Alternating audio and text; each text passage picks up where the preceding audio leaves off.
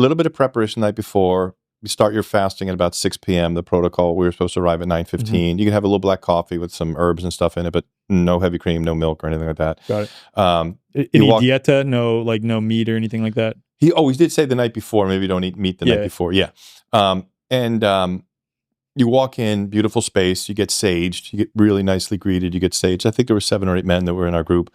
There was 2 men and 2 women kind of holding the male and the feminine kind of space. William was the main facilitator. You got an MDMA opener as soon as you walked in, because that takes about 20, 25 minutes. And what the MDMA does is so MDMA has this incredible capacity to obliterate guilt, shame, and regret. You're just very present and very loving. And all that little, you're a loser, you failed here, you failed there, you owe this person that, and, sins of commission and sins of omission that kind of plague us, just it's like never exists.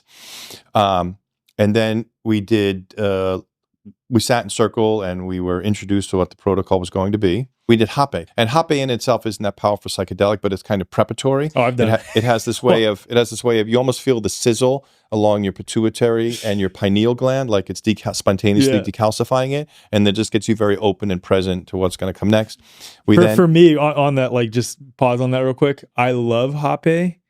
I've done 9, combo. I've done 9 combo ceremonies, and each of them opened up with hape, and I've done hape quite a bit.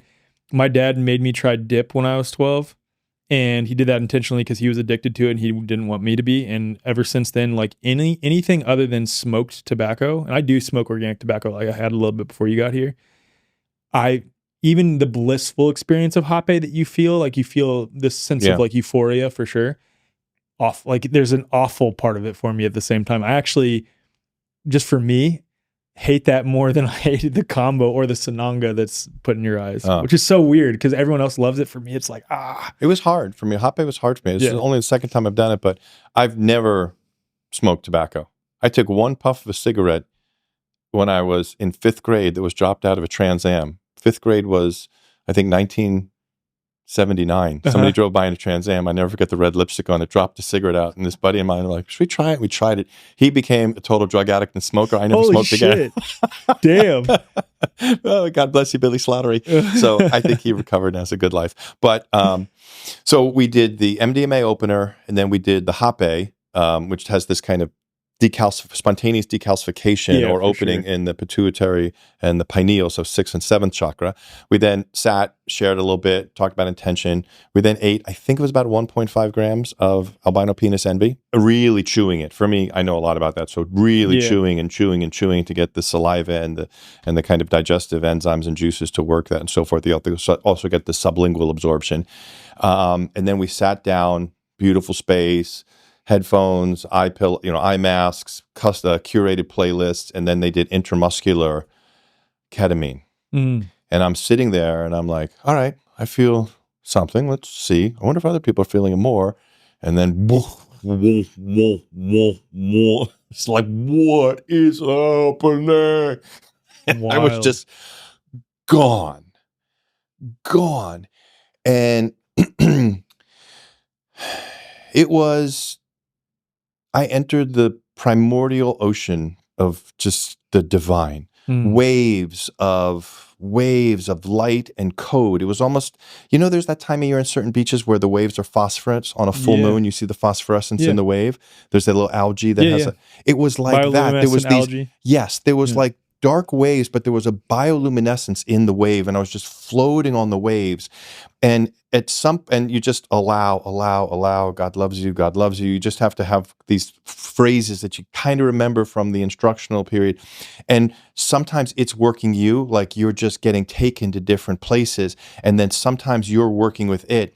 And what was so interesting also hearing about your personal stories is there's this elation. I felt my cells just exploding with love and light, and then there'd be this, all of a sudden you're like, oh, this can't get any better, this is the divine, and then this darkness would come, this kind of red, like almost demonic black, very quickly, and it consumes you, and you're like, oh no, and then you're like, allow, and all of a sudden, like something or somebody would appear who I'd had an issue with, conflict with, and there'd be some complete compression, and then boom, you would explode, and everything would explode, and this voice would say, you'd hear this weird thing. You knew the music was present, but you hear this. It was almost like this shamanic kind of Amazonian Indian with a shaker going. Wow. It was like, where did that come from? Wild. And then I would go up another level. So there was levels, like I'm on the wave, and then you'd have this constriction and then this explosion, and then I'd raise up a level, and I'm like, oh, it's just love, it's just love, it's just love. And then you could start to work with it. And my wife came to me. Oh, this is getting good.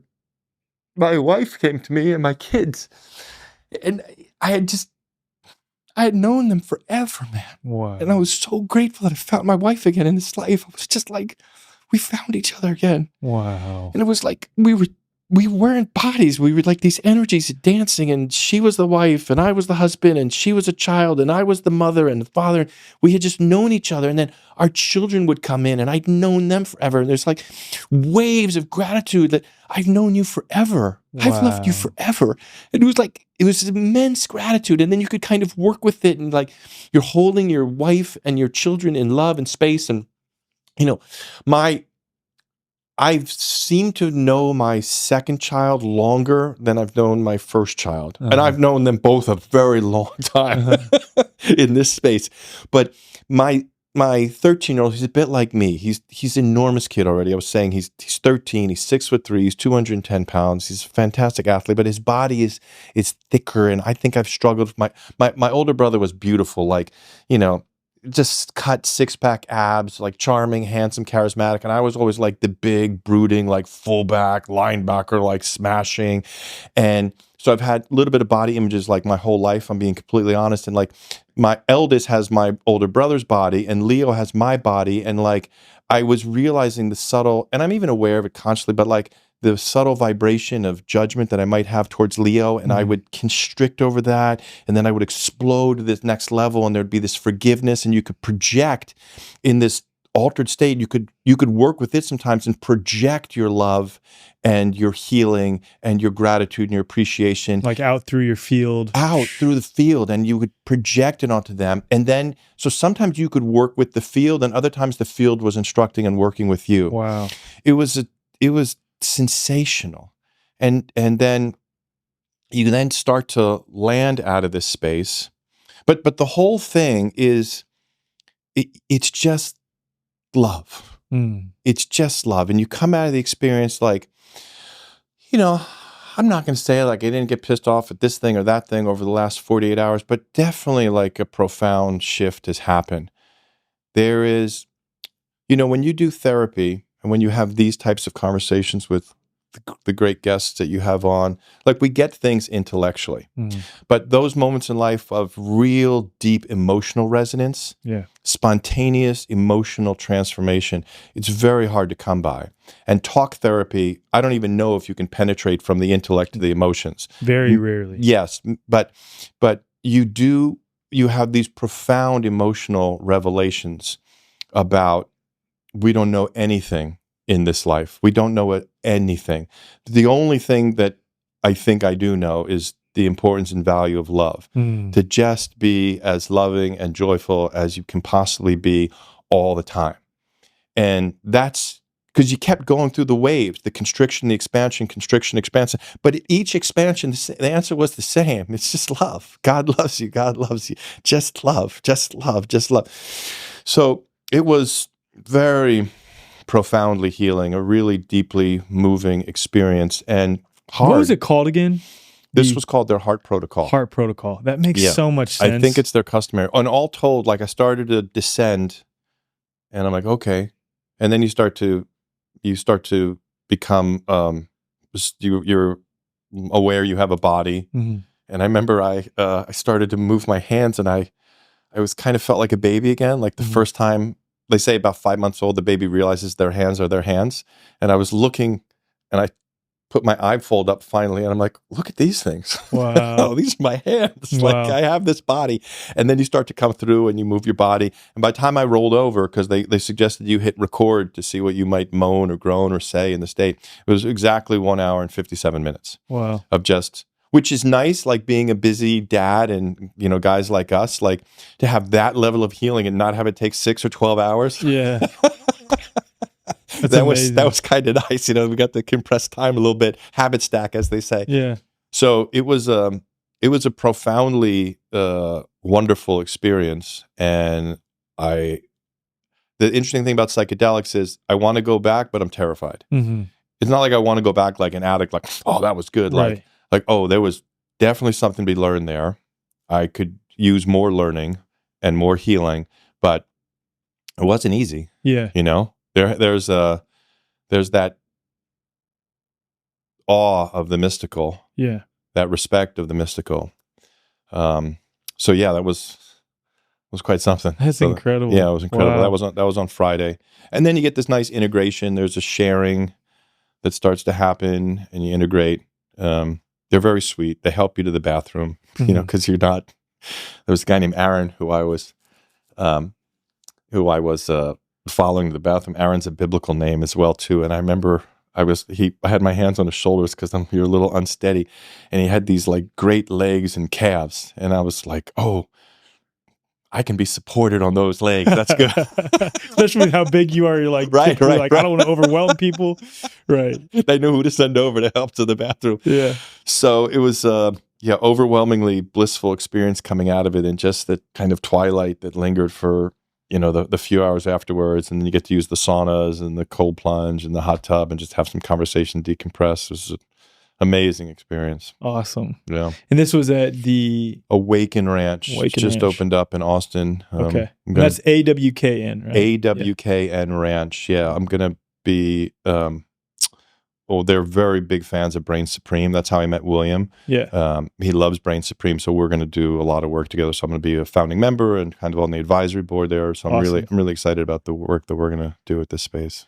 When you came to, and I guess in this 48-hour period, and you're still fresh off of this experience, so there's probably still so much more you'll glean from that as you continue to integrate back into just life in this illusory, reality of separation that we're experiencing intentionally. We're here to experience it, and it's purposeful, I believe. What are some things you think you learned within that experience to recontextualize this life? So, okay, I had a mystical experience with an Indian Swami in 1999. I was at the Christmas New Year's retreat. I hadn't had children yet. It was Guru Mai Chidvilasananda from Siddha Yoga. I was going out with a girl, and she'd become a hardcore Siddha Yoga devotee. I was not really into it. I'm like, what the fuck is going on here, man? Like, we never have sex, we never have fun. She's at the center all the time. Like, I didn't move to Los Angeles for this. Mm-hmm. I see some merit in it, yeah, but like, you know, we were on our way. You know, we were a relationship and just totally gone by myself. Were you practicing yoga at this time yourself? I wasn't a yoga teacher yet. Yeah. I was doing yoga. So the backstory here, I came out of college football. I was a linebacker at Northwestern, perennial second string. Like I'm authenticity is my superpower. Like, I think I had like 7 or 8 starts. I played, maybe 11 games, like significantly. But there's a lot of practice and a lot of hits and a lot of big bodies. And my lower back started going out in like 1992, 93, my first year or two out of college. My lower back was going out all the time. What school again? Northwestern. So you're in the Big Ten, though. So that's awesome. Yeah.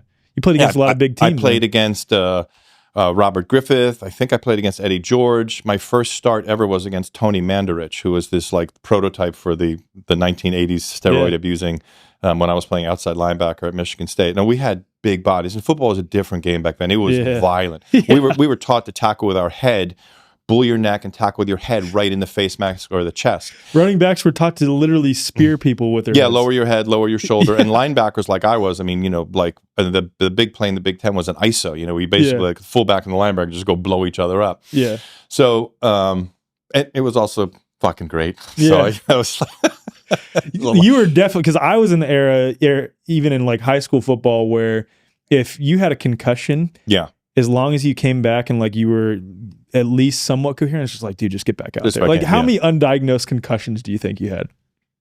4 or 5, Four probably. or 5, yeah.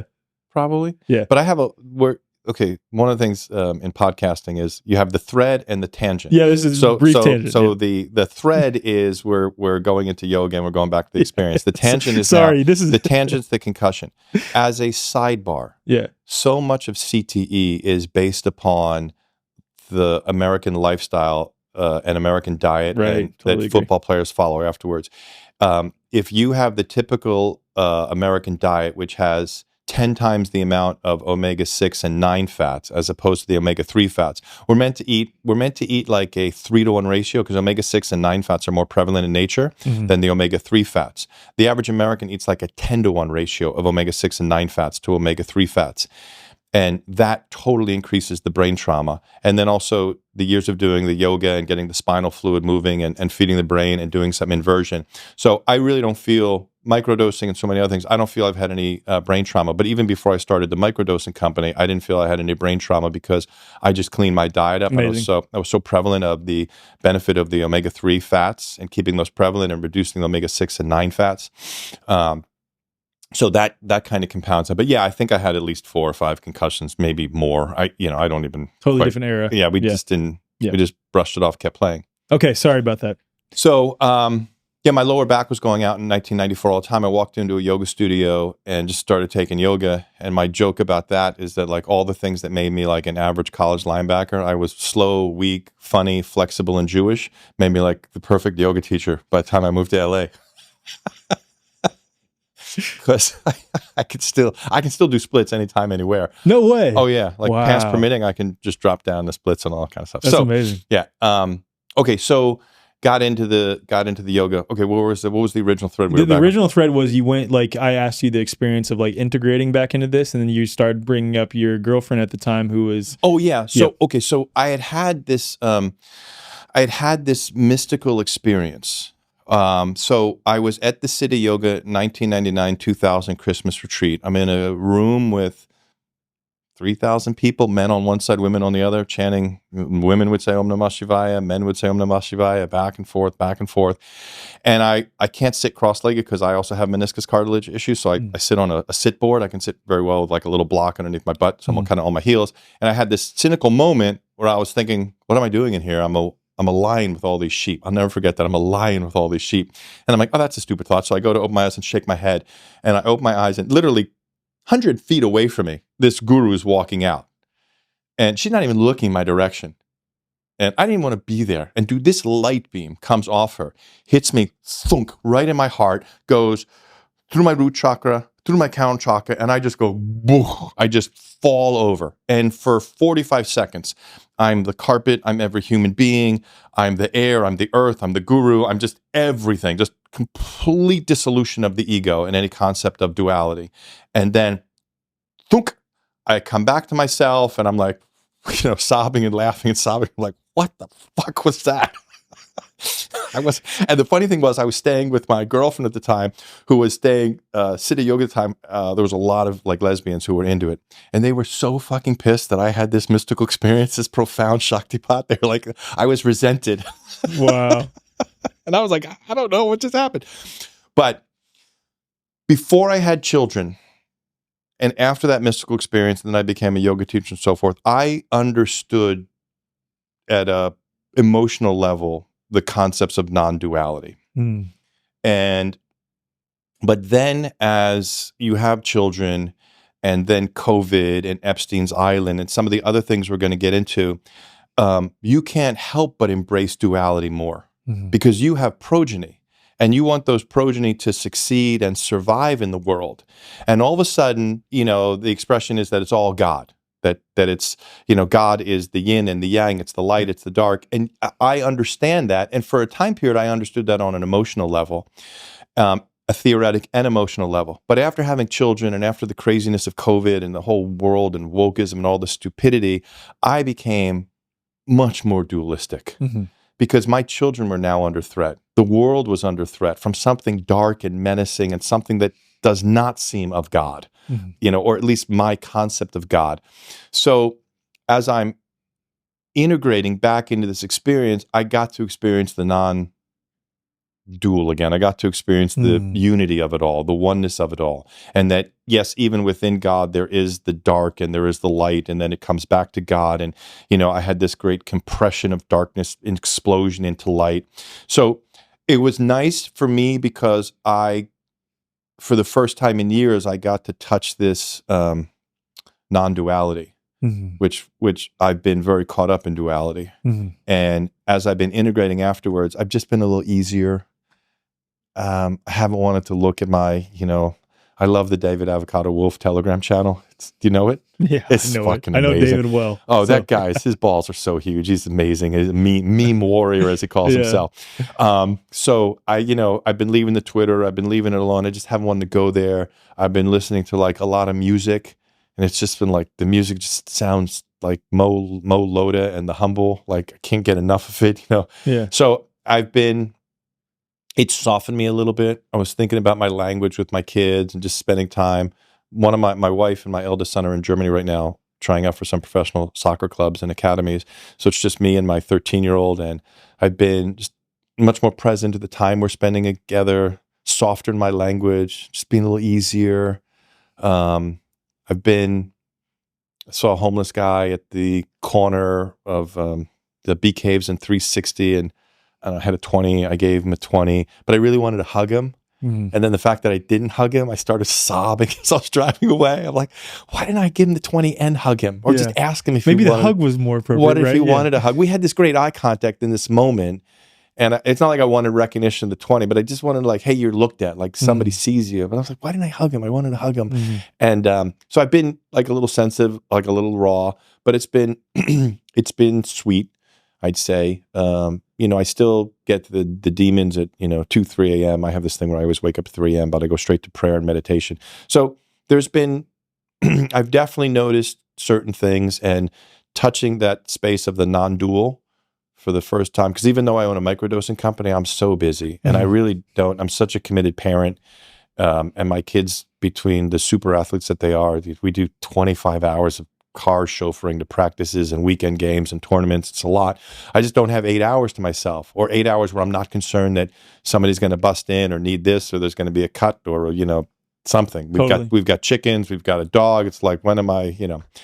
So it was really wonderful to touch the unified field and to bathe in that for a while. That's awesome. Yeah. So speaking on like non-duality versus duality here for a second, I'd just love to hear your thoughts on this, especially as like you're reintegrating back after having that very apparent, like overt non-dual experience. The way I've come to understand, I'd love to hear your thoughts on this, having that deep immersive experience and having that experience in the past, is that the ultimate reality is fundamentally non-dual, but we experience the illusion of duality, and it's purposeful.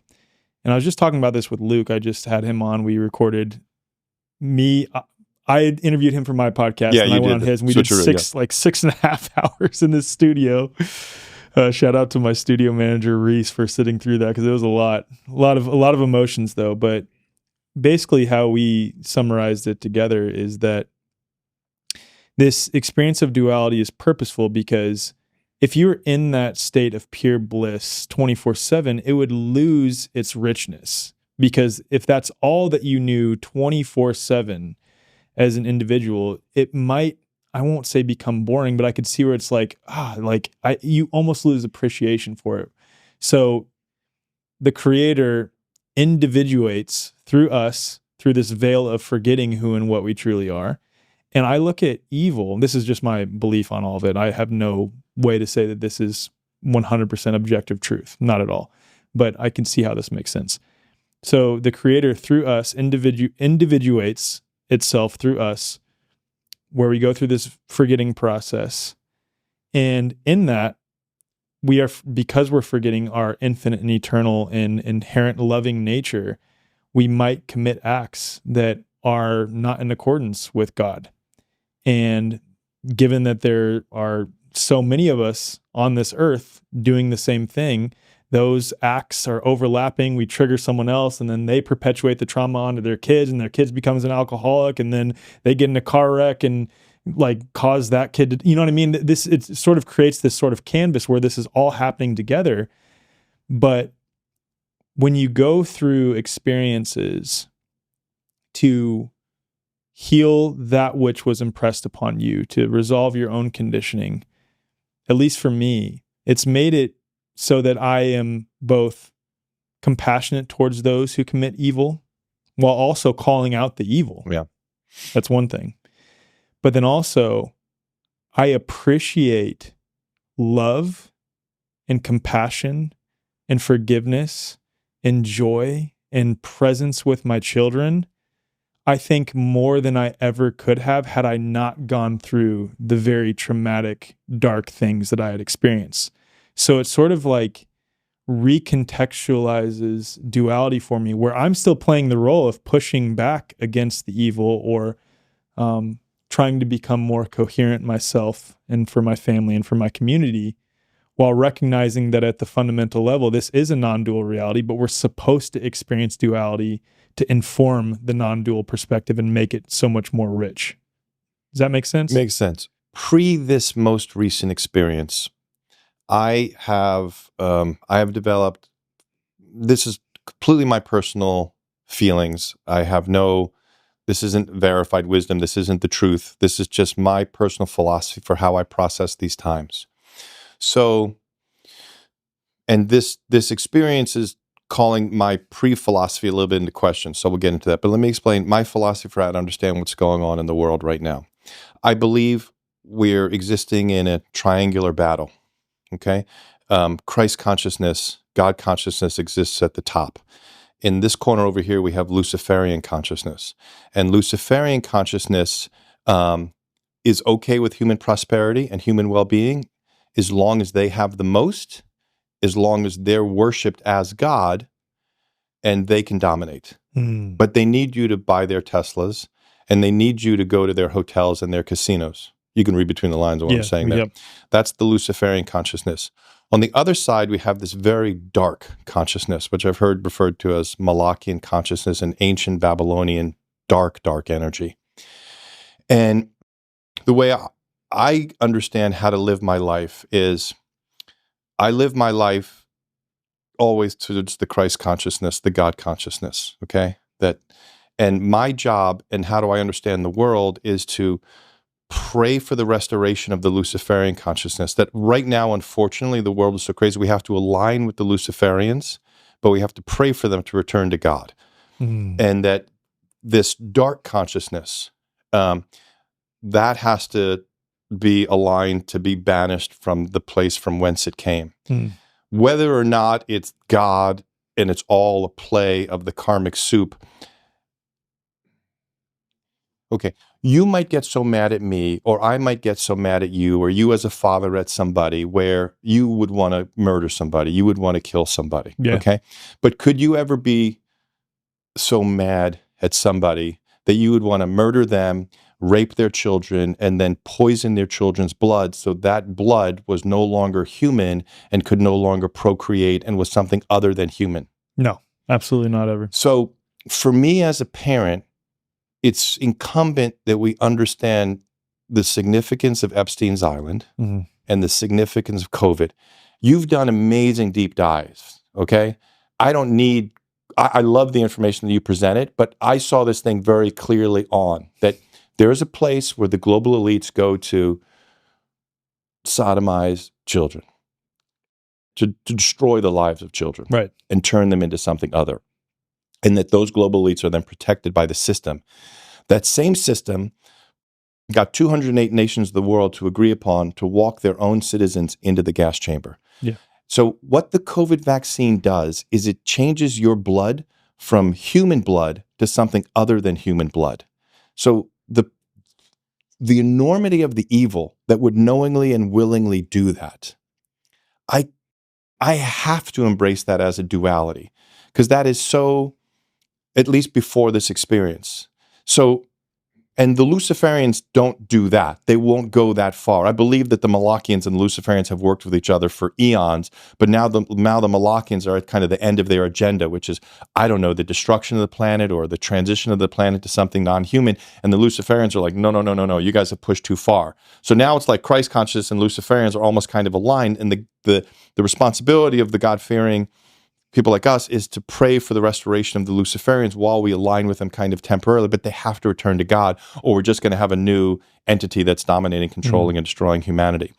But this is how I understood pre this experience. After this experience I've had, I still view the world the same way, but it's still all the play of God. Even this darkness is the play of God. Somehow it has to be. I can't abide it. No. But I somehow now at an emotional level recognize that it's somehow part of the play of consciousness. It's just so dark. Yeah. I mean, to alter people, to alter human beings' DNA is so dark. To destroy their chance of ever being able to procreate is so dark. Yeah. And you know, we're kind of coming out of COVID and people don't want to even talk about COVID, but we talked about this. I think it's important whether you as an individual got COVID wrong. You know, as a parent, you got to provide for your family. We're not wired for propaganda. Our brains can't handle. We come from a natural hierarchical, parental, societal, familial structure. The child isn't born assuming that the parent is lying to them. Right. And so when the parent emerges of age, we're not prepared for the fact that the parental society is lying and manipulating to us. You have to educate yourself. Parentifying the government, parentifying authority figures, so to speak. Yeah. We have to educate ourselves to that's the truth.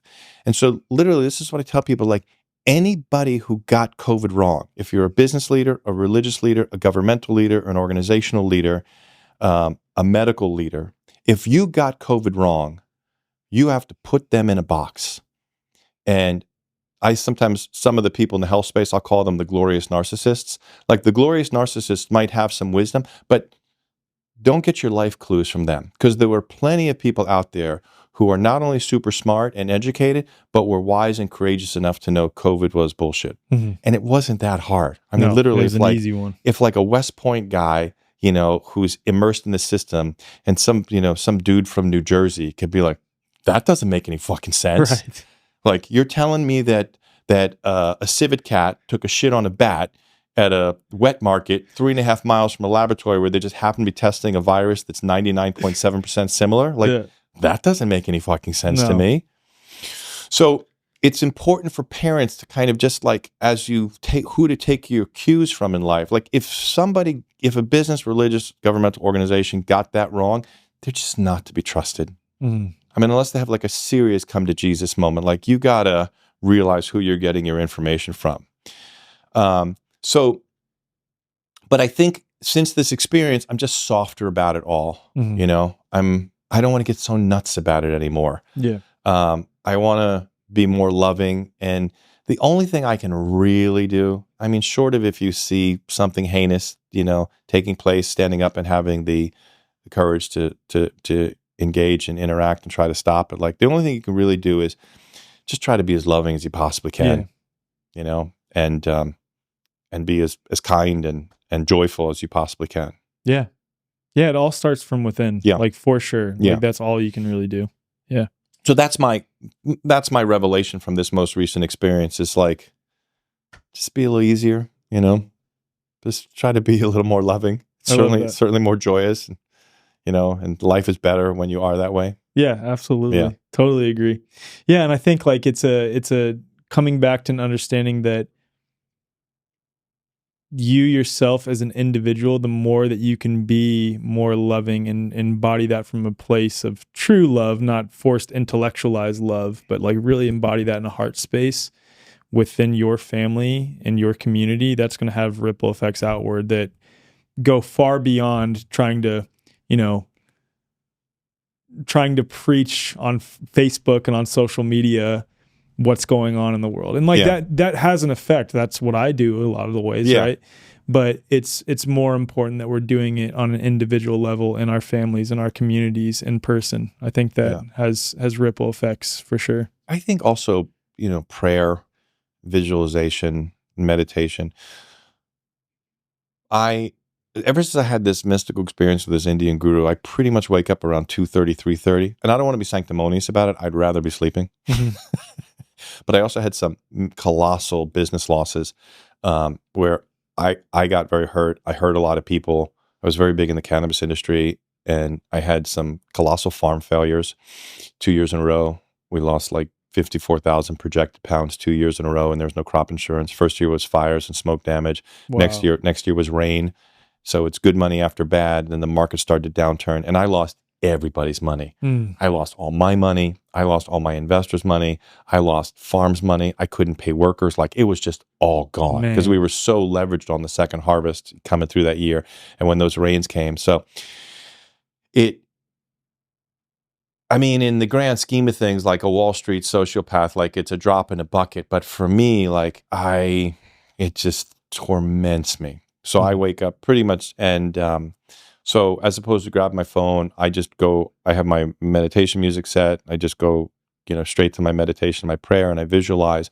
And I think that even when meditation's hard, when the noise, if you can just start to affirmations and just start to think about love in situations, just to project love, to project the well-being, to hold the ones you love in light, to hold the ones that you sometimes even resent in light and love, to hold those who you feel. There's sins. Have you ever heard the term sins of commission and sins of omission? So a sin of commission is the evil that we commit to doing, and the sin of omission, you know what this is. I apologize, but I'm just explaining for those out there. A sin of omission are the sins that we commit just by negligence, or without realization. And we hurt a lot of people in that way. So if you can just take some time to sit in a loving space and work with love and work with prayer, it's deeply healing for yourself. Like, I can fall back asleep. Like, I do that for 45 minutes to maybe an hour and 10 minutes, and I can fall back asleep. Like, you can then kind of go about your day, and you can feel that you're a vitalizing, benevolent force in this world. Amen. So those are who knows? That might have more power than I think it anything does. else. Yeah, I absolutely think it does. Yeah. Since you brought up the weed thing, I wanted to jump into that next if we could. Yes. So working in the weed industry in California, correct me if I'm wrong, right? What was that like during the whole period of legalization? So, it was kind of fucking awesome. And kind of fucking terrifying and stupid at the same time. So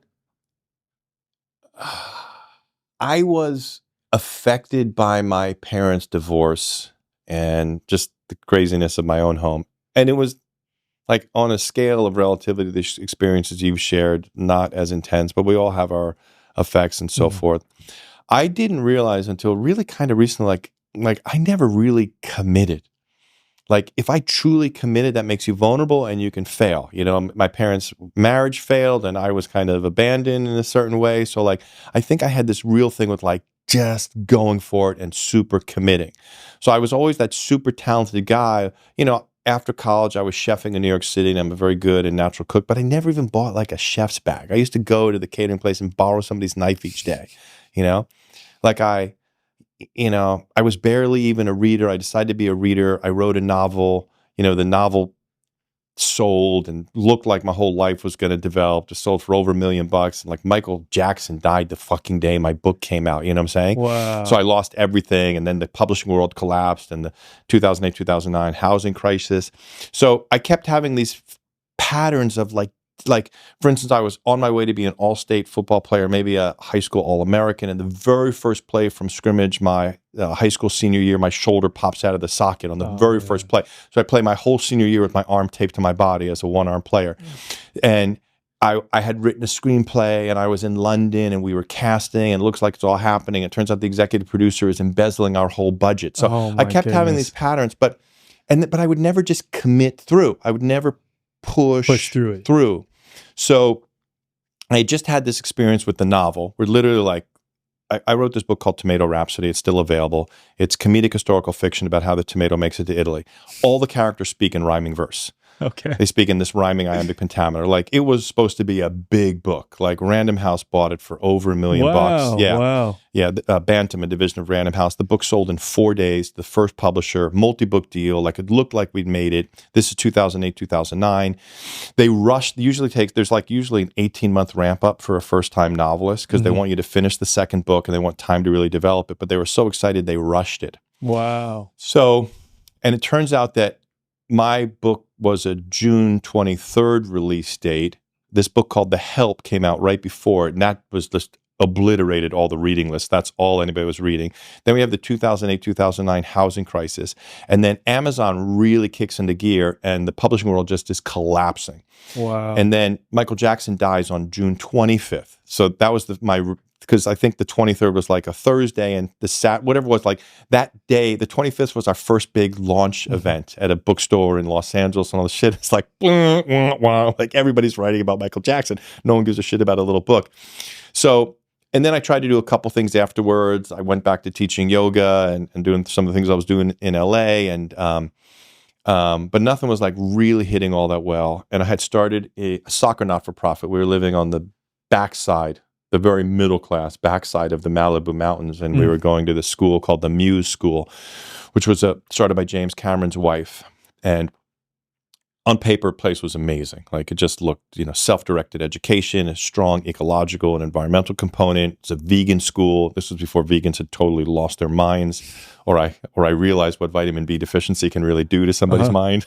Were you vegan for a while? No, I was never. Okay. I was a vegetarian for a while, but I was never vegan. But I didn't have an issue with veganism until I really got to know vegans. And then I'm like, oh, these people are fucking nuts. And most of them like hate humans and love animals. Which in its extreme form, it definitely can be. Sure. It was totally the place was nuts. It was like a Hollywood satire. It was a lunatic asylum. But I had started this soccer not-for-profit, and my kid was there were a bunch of 3-year-olds, but like the families that were on the soccer. I had a coach from Europe who ended up staying with us, and one of the dads on the soccer not-for-profit was like, "Hey, I like the way you operate. You got all this like celebrities and this and that." It was just coincidence because of where we were going to school. And he says, "What are you doing?" I'm like, "Well," he says, "Come to this meeting with me." So he introduces me to the California cannabis industry. And at that time, the bar was so low that just competent and honest was like the new extraordinary. Wow. So literally I was on my heels. Like, things were two young kids, like things were not going great. And, within 3 years, I'd built up a whole statewide distribution system. I had, 2 vans, a security team made up of cops, retired PD, retired DEA. We're rolling up and down the state with literally $500,000 to $1.5 million in cash 3 times a month. Wow. It was fucking awesome. I also have a bit of a screw loose. Like, I don't drink. I don't do drugs. I love my wife. I don't do porn. I don't gamble. I don't really like the speed. I'm the most interesting, boring person you'd ever meet. I've only gone to a strip club once because I had to for a bachelor's party. Like, I'm just not like wired like that. Yeah. And so I take huge risks because I don't do the little stupid things. Mm-hmm. My whole team had phone mounts and headphones, and the farms were like, "This guy's a revelation. He calls us when he's going to show up. He's polite. He's courteous. He'll ask us because we're 40 miles in the mountains if we want some food from the local store." Like, they'd never experienced anybody like me. And I'm like, "What? So literally within 3 years, I had this incredible distribution. I had like 100 farms on the Rolodex, and we were doing tremendously well. And it was a lot of fun. There were some terrifying moments in there as well. But I hired cops. So the 2 times we got pulled over, the experiences ended with the police officer saying, "If you ever need anybody, if you're around and, you have a weekend shift," like they gave me their cards. Wow. Wow. And everybody made a great living. The farms were making, so basically a box is 100 pounds, okay? And so when you're moving boxes, as the expression goes, you literally got to put 2 to 4 points on a unit for everybody to make well. So if we're picking it up at the farm at $1,000, when it hits when it sells to the final buyer in Los Angeles, it needs to be $1,400 because you can make $100, your partner makes $100. and then you're splitting like $200 between your team, maintenance, your vans, and everybody else. Like you make, 2 to 4 points, everybody, depending on the volume. And we would literally drive down with 1,500 pounds of cannabis sometimes. My goodness. It was awesome. And we ate well, and we had fun, and we knew all the best spots on the 101. We would never take the 5 because you couldn't eat well on the 5. We'd take the 101. We knew every place to eat on the 101. It was really fun, man. It was making sitcom-like money too as well. And then I got out of my lane, and COVID had hit, and we had an opportunity, and I'm like, oh, this is going to be bad here. Like, I knew this was bullshit. Like, I've been down the rabbit hole. I was telling you before the show, like, I've been looking at chemtrails since, I think, 1998 or 1999. Like, I've been aware of all this craziness. I lived near the Twin Towers shortly after 9/11, so I knew that whole thing was bullshit. Like, I was saying, I was recruited by West Point, but I grew up in the day and age when a 15 or 16-year-old would go see an Oliver Stone movie. Like these days, kids don't see intellectual films. Like when in 1997, 1996, like you would go see Platoon. Like you would go see Born on the 4th of July. So I was like, fuck that. Yeah. I mean, they kill their own soldiers. I'm not going to the military. Right. So I've been hip to all this shit for a very long time. But, I was a writer. I was a chef. I was a yoga teacher. I was very good at business from the respect and relationship and sales side.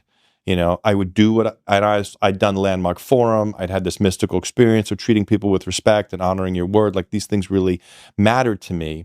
But I was such an idiot in terms of working with other people's money, fiduciary responsibility. It was all coming so easy. It was like, I knew about the, MC Hammer and what not to do, but like, I wasn't buying ridiculous shit and spending. I mean, I got my wife and I a nice car, but we still lived in a, $1,900 a month, rental. We weren't going crazy. And I was just rotating my money every month to buy and buy more, my partner and I.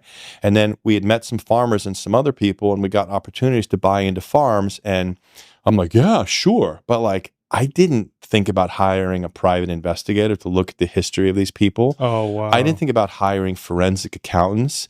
I didn't think about hiring a business manager. I thought, I'll just write in my little book right here and keep all my notes. I mean, and I was in my mid-40s, like so fucking stupid, so ignorant. So we bought into farms, and the first year there was terrible fires in Northern California. And what happens with fire is your crop doesn't have to burn. So you have, so 3 weeks before harvest, that bud, if you've ever seen like High Times, that bud bursts those sticky trichomes, those little hairs, and all that little honey glistening at the end of those hairs, those are called trichomes. And that's where all the THC and the terpenes exist. Oh, terpenes are in there. Terpenes are the flavor molecules of smell and taste. Those terpenes, if they can't mature naturally and smell like a sour diesel, smell like an OG, smell like a lemon cherry gelato, like what it's supposed to smell like, if it picks up smoke, if smoke's in the air and those trichomes bind with smoke, you're fucking done. No one's buying a smoky pound. And at the same time, all the big players in Humboldt had gone up to Oregon. Because what happened in Oregon is that Oregon passed these hemp laws where you could grow a hemp field of any size that you wanted. So these huge, prosperous, really good cannabis farmers from Humboldt and other areas, they would buy these huge swaths of land in Oregon. They would plant hemp around the outside, fill the inside. I'm talking with like 30 acres of weed in the center. Wow.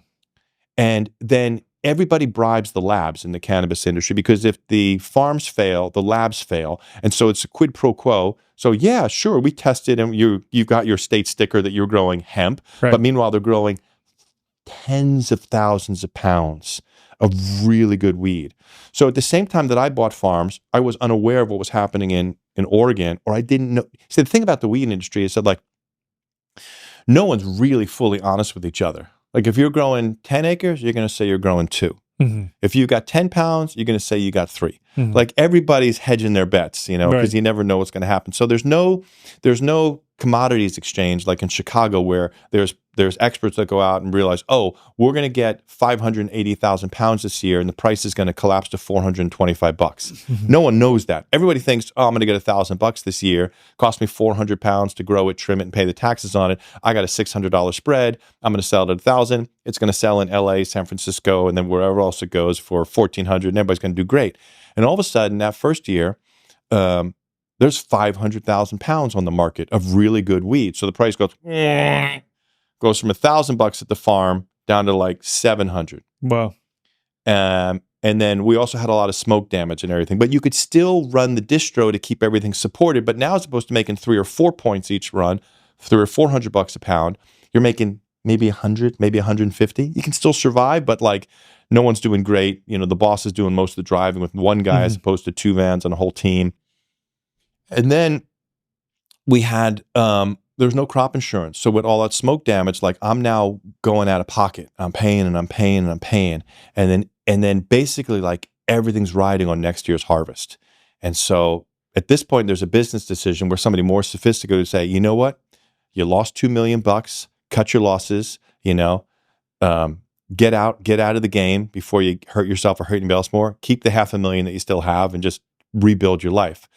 I'm like, ride or die, brother, you know, let's go. So I doubled down, and then literally like everything went wrong. The guys, when you do an outdoor harvest, you can get 2 harvests during an outdoor season. So basically from April when you plant to November when you finish your harvest, you can get 2 harvests in. You do what's called light dep. Now, if you've ever seen those greenhouses that seem to be made of plastic tarping and everything. So what happens is you pull tarps over those hoop houses and you manipulate the light cycle. And when you manipulate the light cycle, you can trick the plants into thinking that it's now turning into winter and there's less light. So they mature faster and they'll crop out. So you can pull a harvest in late June, July, and then you can plant again, and then you get that full-term harvest. So you get 2 harvests. So the guys that we had hired for our first farm, you know, meanwhile, there's this massive expansion, so you can't get good babies in. You can't get the little good seedlings in. So everybody's planting shitty seedlings. You're getting whatever you can get, so you're not getting great genetics. My guys are up in, you know, a god-awful place in Northern California. They're all getting drunk at the same time. Pulling the tarps at 90 degrees at night is exhausted, so they're not pulling the tarps at the right time. So our first harvest does shit. It's terrible. So no money comes from that. Everything's riding on the second harvest. We then reorganize the farm. We try to get guys. This was really big farm, like really big farm. So we were thinking we're going to get 54,000 pounds at $700 a pound. Like all you need is one good harvest, and everybody's made some money, and you can cut your losses. So I'm just gunning towards that. And then the day before harvest, we get this inverted atmospheric river where we had 11 days of straight rain, 13 inches of rain. And what happens is, so it's not like you got a tomato where you just, dry the tomato and you're fine. You've got this think of it as wool. You've got a tightly bound ball of wool. When water gets in the center of that, you know, little ball of wool, you can dry the outside, but that center is still wet. So you start to get bud rot. Yeah. But you got to push through because you don't know if it's going to happen. Maybe you can dry it. And I wasn't disciplined and mature enough just to cut the losses. And I had so many people riding on it. Friends' money, family's money, investors' money. I've got a whole farm crew that I've got to pay. And I'm running on fumes now. I wasn't rich enough to get into the game at the scale that I did. I mean, I was fucking so immature in business. Like, torments me. And we rotted out every single pound. We didn't get a single finished pound. And I was ruined, like, and then everybody starts stealing. My farm, I can't pay the guys. Like, they're stealing everything off the farm. My distros that I have set up all over the country. Now, at the same time, Oregon had a bumper harvest. So 500,000 pounds flood in from Oregon. So now the price drops to $400 a pound, $350 a pound. Everybody's upside down. You can't make money out of distro. So like literally everything went wrong. And I was completely ruined. And then COVID and all the craziness. So it was literally the worst time of my life. But it was fun while I stayed in my lane and I did the things that I knew how to do. When I got out of my lane, like I fucked up my life bad, and I fucked up a lot of other people's lives. And it torments me to this day. Was that your introduction into psilocybin at that point then? So what had happened was I had a guy in my neighborhood who our kids became friends, and European guy. And then there was, with the community where we lived, there was a sauna. And he and I were the only 2 guys that would go to the sauna. So our kids were friends, playing in the neighborhood, and then we would start sauning together. And, hey, you going to sauna? Yeah, I'm going to sauna. We'd meet in the sauna, and we'd have these great conversations. And it turns out he knew something about cannabis. He'd had to grow. And I'm not really a weed guy. Like when I got into the cannabis, I just got into it. Like like I have sauna nights. Like I'll smoke a joint on sauna night with some buddies and stuff like that. But I do like 2 or 3 hits, and that's plenty. I mean, a couple times a year. It's great medicine. It's very good for veterans because it stimulates the part of the brain for forgetfulness. So if you have terrible PTSD and you can't sleep at night, a couple hits on a really good joint or a gummy 3 hours before bed, you stimulate that forgetfulness. You get silly, you get giggly, you can fall asleep. So much better from a recreational standpoint than alcohol. Like I think it's great. And certain indicas are very good for me. But if I smoke a sativa, dude, I'm so in my head and I'm thinking what you're thinking, how you're thinking about what I'm thinking. I'm like, oh my God, this is so boring. That's how it is for me. I just get lost in the subtext. And it's also for me, like how much the weed space has been corrupted and how much the weed space in general has commoditized. And again, I understand it's like you're doing something you should get exchanged for your labor. No question on that. But commoditized the plant itself to where it's stripped the inherent spiritual nature of the plant and the reverence for the plant. Like that for me in the weed space specifically has made me basically avoid all weed at this point. Yeah. There's actually, I think, a shared buddy we have named Ryan Sprague. Yeah, Ryan is the only one. Dude, he coaches along how to bring the ceremonial aspect back. I interviewed him. That's like the only weed that I have smoked in the last 2 years is Ryan's weed. Yeah.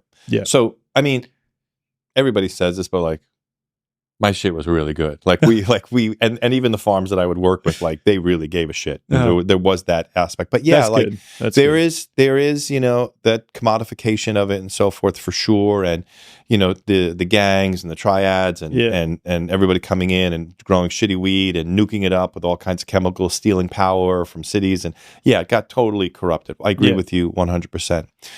So this guy and I would meet in the sauna. We'd have these great conversations and, he had a little weed grow, but I'm like, yeah, I had these really interesting psychedelic experiences as a young man. I'm starting to hear about microdosing. I'm like, I'm kind of more interested in microdosing. Somebody had just given me the first microdose in like 2018, something like that. I'd had like, and I was like, oh, this is interesting, And I was like to my buddy, and he was like, oh yeah, I love mushrooms. I come from 4 generations of mushroom foragers. And he was very handy, very crafty. He was an immigrant who came here, who just like made everything himself and did everything. And I was like, I was so flush with cash at the time. Like, we think you could grow mushrooms? She's like, yeah, I mean, yeah, we used to do it back where I'm from. I'm like, here you go, man. I put him on salary. I'm like, let's go for it. Let's, I think there's something to this microdosing. I was getting close to 50 and I was like, I got so much left to do in my life. My kids are young.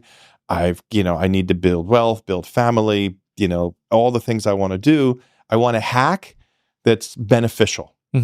And so we started developing, that was the genesis of Brain Supreme and microdosing and growing the mushrooms. Turns out that this guy who's now my partner, just within 6 months, the things he was doing was just unbelievable.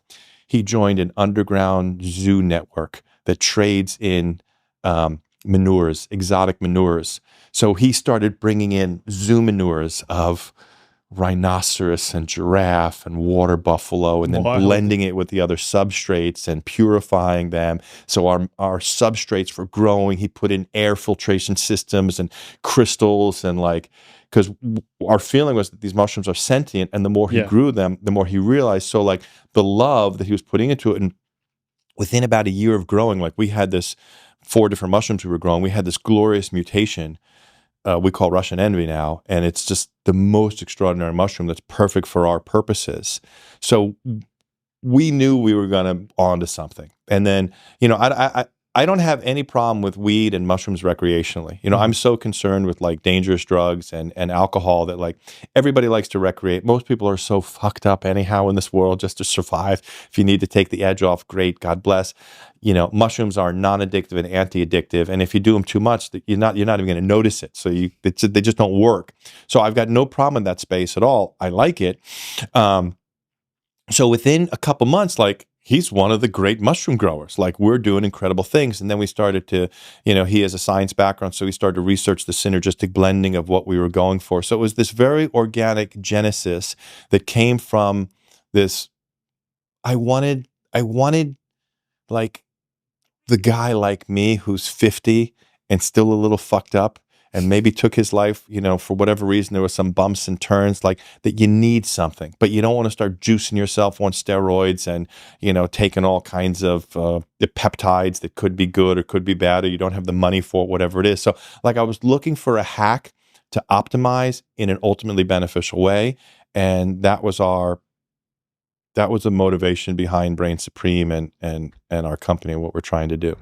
Most healthcare today operates on an outdated mechanistic model, treating the body like a battlefield rather than a self-healing system. You wait months for an appointment only to receive a rush diagnosis that labels you rather than truly understanding your unique health. Even in holistic health, many practitioners rely on endless lab tests and supplement protocols, addressing symptoms instead of the root cause. And the result? Another prescription or supplement regimen that merely suppresses or masks symptoms rather than facilitating true healing, whether the imbalance was physical, emotional, energetic, or a mix of all three. And that's why Dr. Tom Cowan co-founded the New Biology Clinic, to offer something radically different. As one of the most respected natural health doctors in the world, Dr. Cowan has spent decades challenging conventional medicine and advancing a deeper understanding of human biology, water, and natural health. His work isn't just about rejecting the mainstream, it's about offering a more truthful, biologically coherent approach for healing. The New Biology Clinic recognizes that health isn't about fighting disease, it's about restoring balance. You're not a diagnosis, you're an individual with a unique story, and healing should honor that. With virtual consultations available worldwide, the clinic offers a flat-rate monthly membership that gives you direct access to practitioners who take the time to actually listen. Members also get exclusive health live streams, a resource library, and live sessions covering everything from biofield tuning and breathwork to movement and meditation, all designed to support whole body healing. And if you're not ready for a membership, you can book a one-time appointment, sign up for an enrichment-only membership for the healing modalities alone, or schedule a free connection session with one of the care team members to see how the New Biology Clinic can help in your specific situation. This isn't about keeping you dependent on doctors. It's about making you sovereign over your health.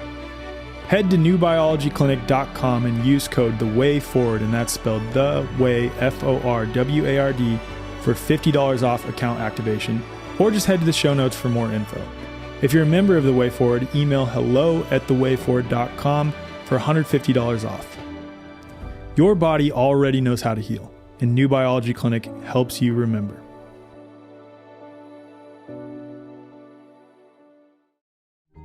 Hey y'all, I'm here with Melissa Kupsch from Remedy Academy of Homeopathy. We are so stoked here at The Way Forward to be partnering with Melissa and Remedy in order to spread the message of homeopathy across the world, and also to partner on the eventual development of healing centers across the United States. People are pretty quickly coming to realize that frequency is the future of medicine. We are witnessing the great resurgence of homeopathy right now. We're really moving away from that suppressive medical model. Whether it's for eczema, asthma, hormones, fertility, anxiety, depression, trauma, whatever it is, it all starts as energy in the person's field first.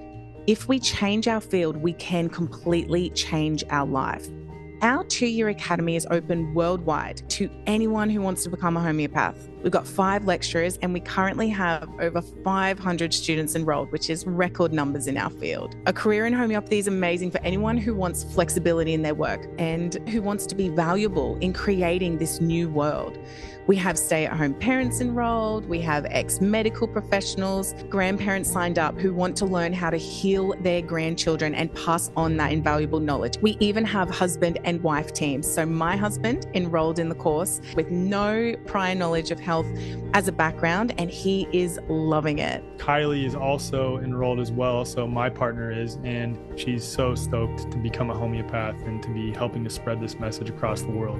The thing that we hear from so many of our students is, I found my thing. Homeopathy is the key. We harness frequencies from nature and we alter the field of all creations. So if anybody wants to join us or they want to know more about it, they can visit our website. Yeah, and all that information will be in the show notes. So if you want to learn more about Remedy Academy, also RMDY Collective, also some of the homeopathic products that they have, please just head to the show notes. All of that will be listed there. So the one thing for me, and I've talked about this with other episodes, with other people in the sort of like microdosing psychedelic space, the legalization of psilocybin that seems to be just a looming conversation that is always being discussed at the federal level, which, if we're looking back to marijuana, and even just taking into consideration that psychedelics themselves are something that are not to be taken lightly, let's put it. It's not something to, I guess you can play around with them recreationally, but like a lot of people go into states of psychosis in doing that, if not done with the appropriate intentions. Well, let's keep that in perspective.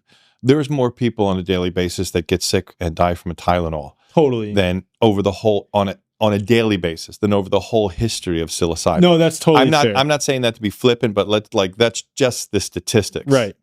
But the thing that comes up for me and for many other people is, with legalization, there has to be, or there is likely some ulterior motive coming from government. So in your opinion, is this like whole legalization trend that we're definitely trended towards, is this a good sign or is this a negative sign?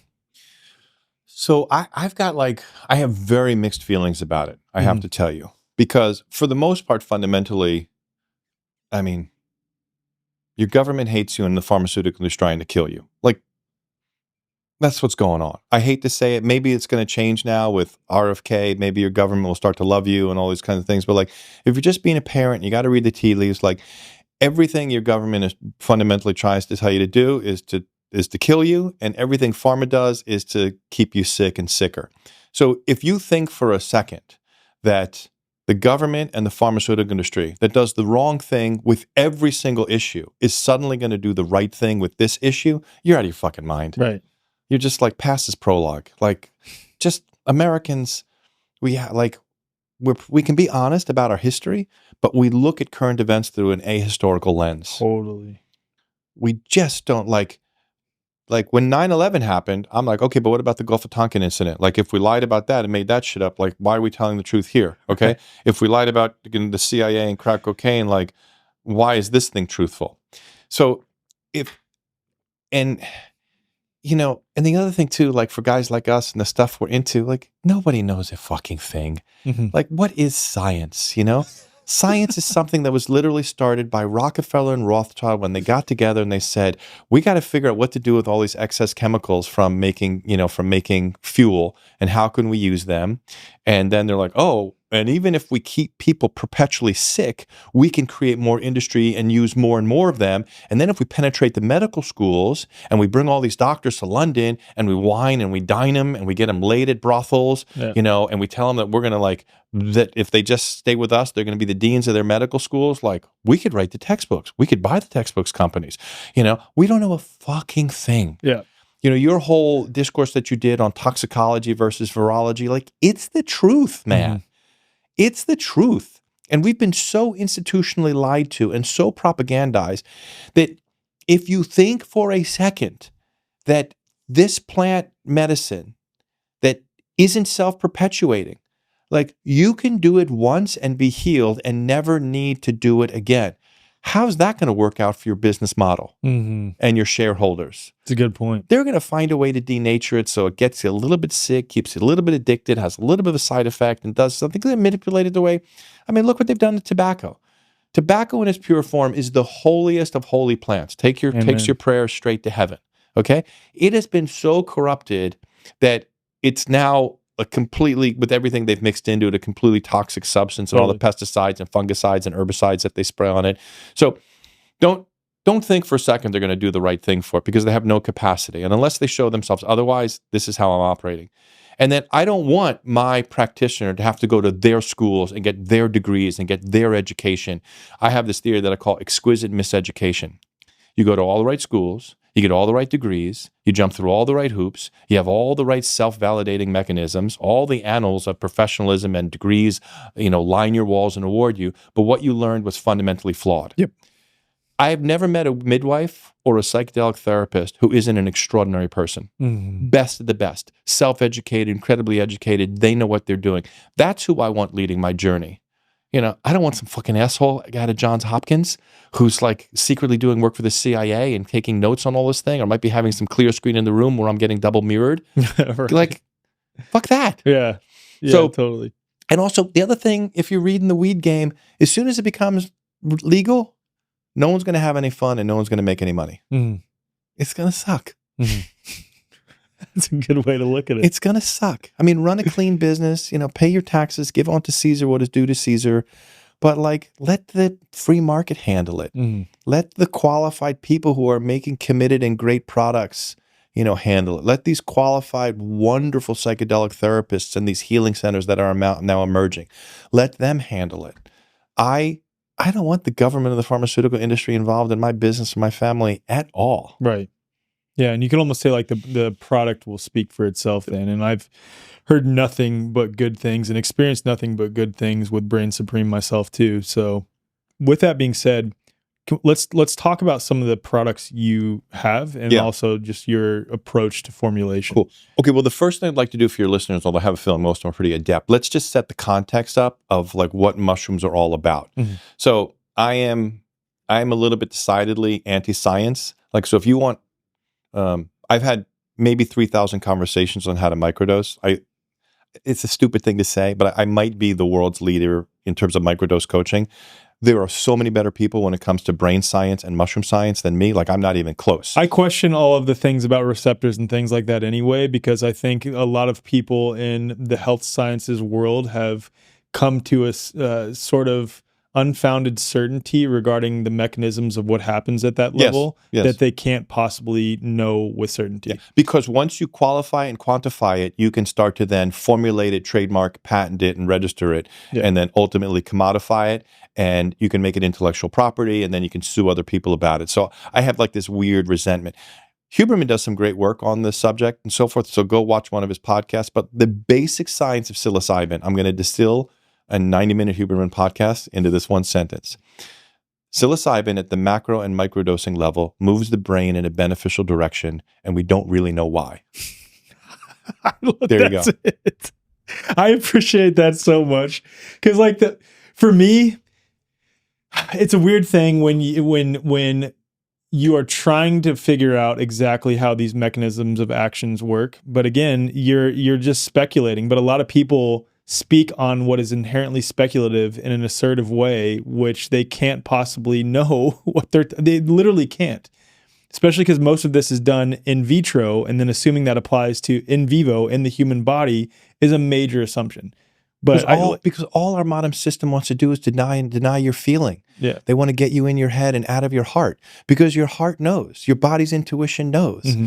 I just, 106 hours ago was swimming in the primordial soup of God's love. I don't need to know what receptor it hit. I don't need to know what tryptophan marker it went, or dopamine or serotonin. Like, dude, God loves you. And just love, just be loving. Like, why do I need to qualify and quantify that? I mean, somebody makes a career out of it, fine. But like, most of the listeners out there, like, it moves the brain in a beneficial direction, whether you're cognizant of it or not. If you're cognizant of it, it seems to move your brain there even a little quicker. Yeah. So if you have some intentionality to your macro and your microdosing. Now, a macro dose, mushrooms are stronger these days, so you want to be smart about it at the macro level. But for the sake of the conversation, the historic macro dose, heroic journeying dose, therapeutic dose is 5 grams or 5,000 milligrams. These days, it'd probably be much too much, but just for the sake of conversation, let's just say 5 grams, 5,000 milligrams. Microdosing happens at the sub 10% level of that. So somewhere for most people between 1 to 400 milligrams is the microdosing level. So microdosing, the Brain Supreme definition, it should be perceptible, non-intoxicating, non-hallucinatory, but you should experience some increased level of efficacy. Mood, energy, libido, witness consciousness, creativity. It should be perceptible, 5, 10, 15, 20%, something in your life. My veterans, PTSD, serious issues of trauma, there'll be a time period where they'll tell me that even at microdosing, they're 50, 60, 70% better. I've had numerous vets tell me suicide ideation goes away, night terrors, they're sleeping better, PTSD issues, like, it can be unbelievable. But a realistic set of expectation is you're going to be about 10% better. I like to demystify and be really honest. Like, it's an expensive supplement that you work, that you notice. You probably do as well. I spend a shit ton on supplements. Not anymore. I really don't, because like I'm more about getting in tune with nature, and like if I'm going to take something, I want something that has a greater potency, greater effect, and can match or mimic nature. Yeah, I understand. But like, even when you were taking the supplements, you probably never came away and be like, that vitamin C. No. Like, oh my God, I noticed that vitamin C. Like, like never. You're looking good. Everybody else got sick. You didn't get sick. You kind of notice supplementation in the reduction of negative affect as opposed to the benefit in your life. Okay. Right. Microdosing is, some people notice it in the reduction of negative affect. Like they don't even notice they're microdosing. They're just sleeping better. They're self-chatter. But what really should happen, a realistic expectation is it's an expensive supplement that you're going to notice, oh, this is working. Like I'm noticing something in my life. And for most people, that's 1 to 400 milligrams. And what you want to do is with like my product or a similar product, start at the lower level in the morning, always best, empty stomach, glass of lemon water. And just over the course of that first week, just scale your dosing up until you get the perceptible, non-intoxicating, non-hallucinatory, but increased efficacy. You should be a better parent. You should be better at work, better at your employment. Like you want to notice increased efficacy and acuity with everything that you're doing. And then you found your sweet spot. And then you can adjust your protocol from there.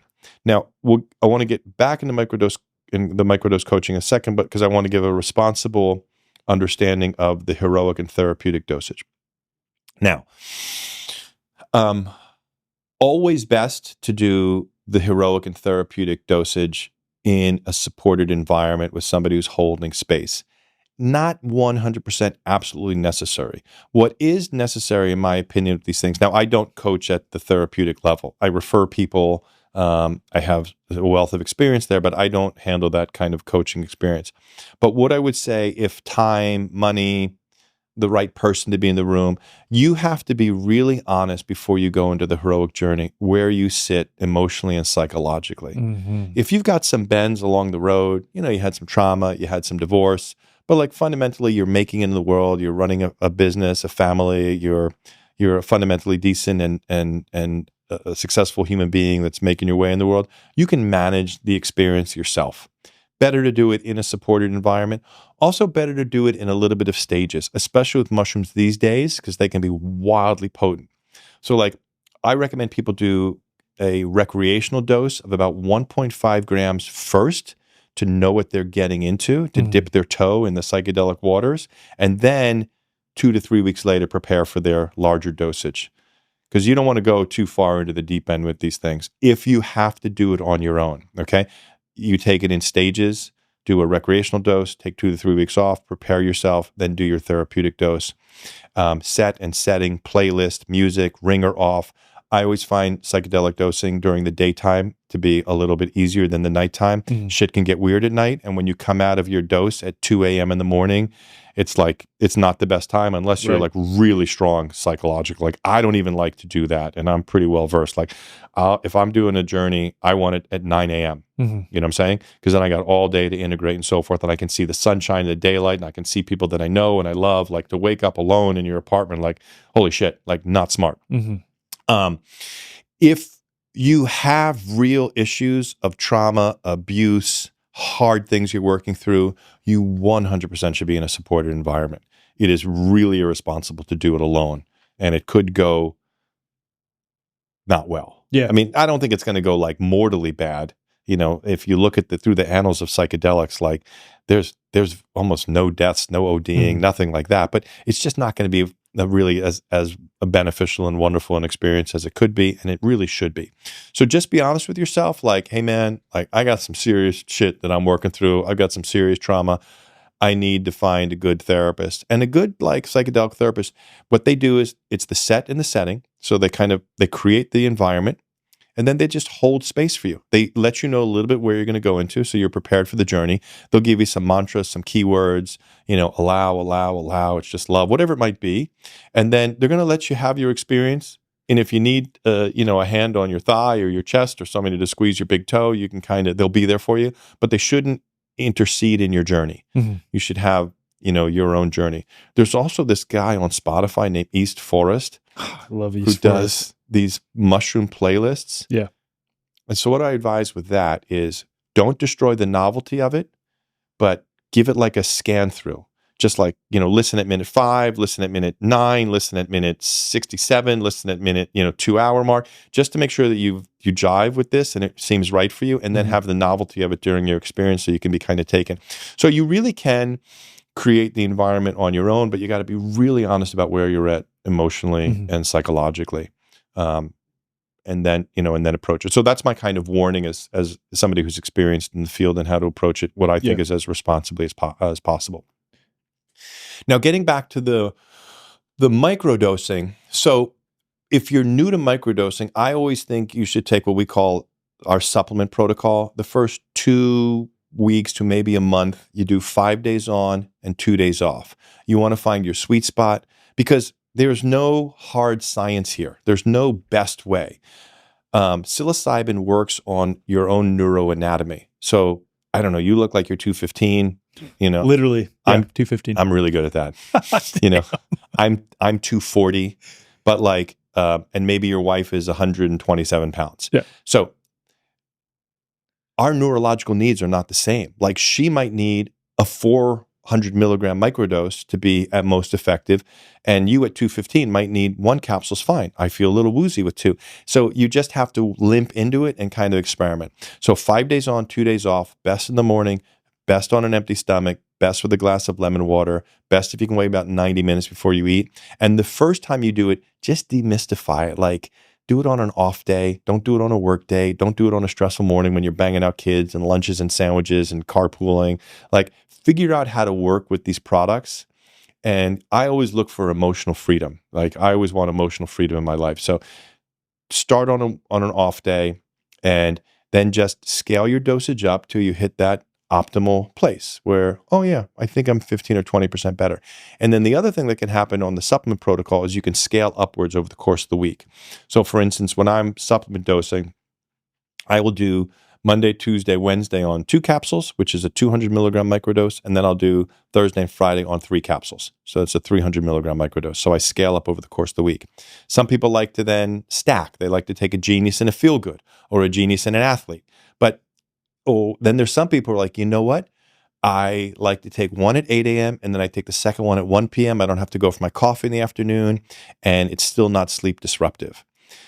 Psilocybin, it's not a stimulant in the way that caffeine is, but it's neuroactivating. So your brain is working. And for some people, that can be sleep disruptive. Mm-hmm. So we tell most people to start their microdosing in the morning, and more often than not, you'll sleep better at night. Some people can push a microdose later in the day. For me and for most people, you don't really want to microdose after 1 p.m. unless you're like, you got to push through a long night, you got a big shift ahead of you or something like that, unless you're kind of using it judiciously and you know what you're doing. But the whole supplement protocol is really about, so we have demystify, familiarize, and personalize. That's our coaching protocol. So demystify and then familiarize. Just get familiar over the course of your first month and microdose on the supplement protocol. And then after that, you can really start to play around. You know what? I like to go 3 days on and 2 days off. I like to take 2 at 8 a.m. and 1 at 1 p.m. And that's perfect. And then we have something called performance dosing, which is what I mostly do these days. And performance dosing is great for athletes and great for people who are like into fitness and like to push. And that will be done on a 1 day off, on a 1 day on, 2 day off kind of protocol. So like a practice day and a game day. Mm-hmm. So let's say, or your 2 hardest training days. So my 2 hardest training days tend to be Monday and Thursday. So on Monday and Thursday, I actually will take 2 genius and 2 athlete. That's my kind of founder's protocol. That's a 400 milligram microdose, but I've been doing this a while, so it's definitely more perceptible. But the benefits of that, like the hot benefits of that, get burned out in a flow state workout. It's just incredible extra reps, enjoyment. That's what I was most excited to talk to you about, though, too. Like I've used the other one, but the one specifically for performance, I was very skeptical of, because I never even considered using mushrooms for athletic performance. But I'm a pretty fit guy. I work out quite a bit. Yeah. pretty crazy that you guessed my literal weight. That's literally like I fluctuated 210 to 218 ish. But using that in almost like a pre-workout sort of way, like my ability to push through, but like my mental clarity during my workout and not getting distracted during my workout, but also my ability to like push through reps was incredible. Like, and I did not expect it. And that's why I was like, okay, this is a little bit more legit. I need to take this seriously. So that, by the way, that sells it for me. So William Naylor, who's the founder of Awaken Ranch, who's now become a very kind of close friend of mine, he met me because he had heard about me. You know, he's very experienced in the field. He's a crazy pickleball player. Dude, I'm like, do the performance dose. I'm like, take one athlete and one genius before your pickleball, and then calls me next day. He's like, dude, I'm a believer.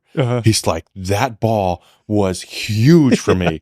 Like, I literally was 15% better. And I honestly, like, I'll often take time off because, you know, when you own a company, look, my company's got to provide for me. It's got to provide for my family and the couple of workers that I have and so forth. And so, like, you got to push, you got to hustle, but you got to stay connected to experience and to authenticity. Because people sense that, like, when you lose that, you're done.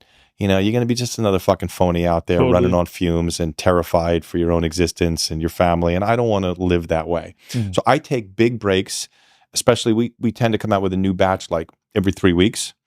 And so I microdose much more intermittently now because I always want to be beta testing what we're doing. We have a small beta group, and this is basically what they do. They just microdose for a few days, and then they take their time off, and then we have our new grow, our new formulation. So we always have a group of 20 of us that are our beta group. It's a very kind of cool, you know, sacred group for us.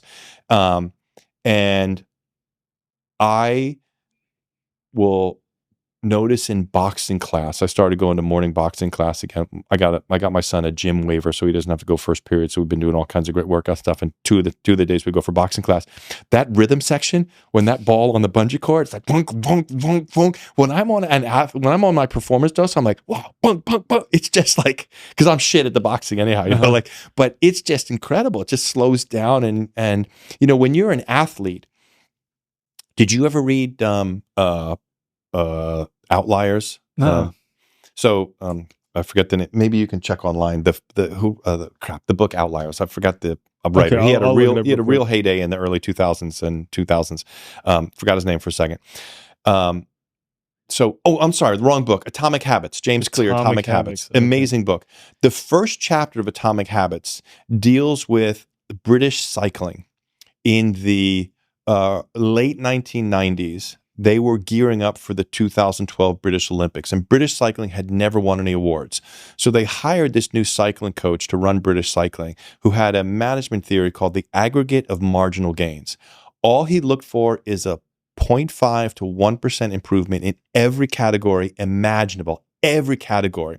So they painted all their rooms white for their bike maintenance so they could see even a speck of dust. And they put themselves on a 5-year plan to win the Tour de France, and then to get ready for British cycling. And this theory of just looking for 0.5% in every area imaginable, they tested pillows, they tested gels, they tested tires, they painted all the rooms, the maintenance rooms white so they could even see a single speck of dust. Like everything that involved a cyclist's life, both like on the bike, off the bike, everything. They tested everything. They won the Tour de France in 3 years, and then they won it 7 out of the next 8 years, and then they smashed the British Olympics and won more cycling medals than they'd ever won. Wow. So if you think about when you're a high-end athlete or a high-end performer, like if you're 0.5% better, like you were a great basketball player, like what's the average shot missed by? Dude, it's not an air ball. No. It's a 0.5%. Right. Yeah. So if you can be an athlete and you're 0.5% better, 1% better, it's a game changer. Yeah. So the performance protocol, now I always tell my athletes, never do it on game day. Always start during your week. I've got a bunch of guys. Like you're saying, never try it for the first time on game day. If you're like, I've got guys in the NFL and I got MMA guys. I like fight night. Don't take a microdose for the first time. Got it. Start to train on it and find your dosage and find your sweet spot. Yeah. But when you get it down, like I literally have guys who'll do a Wednesday dose, Sunday game, or Wednesday microdose for practice, and then game day. So you can really learn to tune in. But for the average one of us, your hardest workout days are Tuesday and Friday, let's say. You do your performance dosing on Tuesday, Friday. It's slightly higher, a little more perceptible. You have that great flow state workout. My MMA guys, my BJJ guys, they talk about this kind of flow state that they get into, predictive and so forth, with the grappling sports and the combat sports. And then the benefits of that microdose linger throughout the day, and the next 2 days, then you do it again on Friday. But it's a great protocol. I gotta try playing pickup basketball. I play pickup basketball quite a bit still. I gotta try it. Oh yeah, playing pickup basketball for sure. Yeah, for sure. Can you talk to me about some of the other products that you have too? So you have the Genius, the Blackstack, Athlete, Feel Good, and just the differences between the four. Yeah. So psilocybin. Nootropics are the category of herbs, vitamins, amino acids that are for brain performance and neurocognition. So psilocybin is the best nootropic in the world that we know of. Caffeine's a nootropic, green tea's a nootropic. Like these are all like L-theanine, L-tyrosine, alpha-GPC, Bacopa. All these things are known nootropics. They help with brain performance. And there's a big category now. I think it's the second biggest category of supplementation. First is immune, and then next is brain performance. In terms of categories of combined supplements, formulations. Psilocybin is the best nootropic. So all of our formulas are nootropic in and of their essence because they contain psilocybin. And now Genius is our most nootropic formulation. So we take 100 milligrams of psilocybin and then we blend it with herbs, amino acids for neurocognition and brain performance. So that's our most nootropic formulation.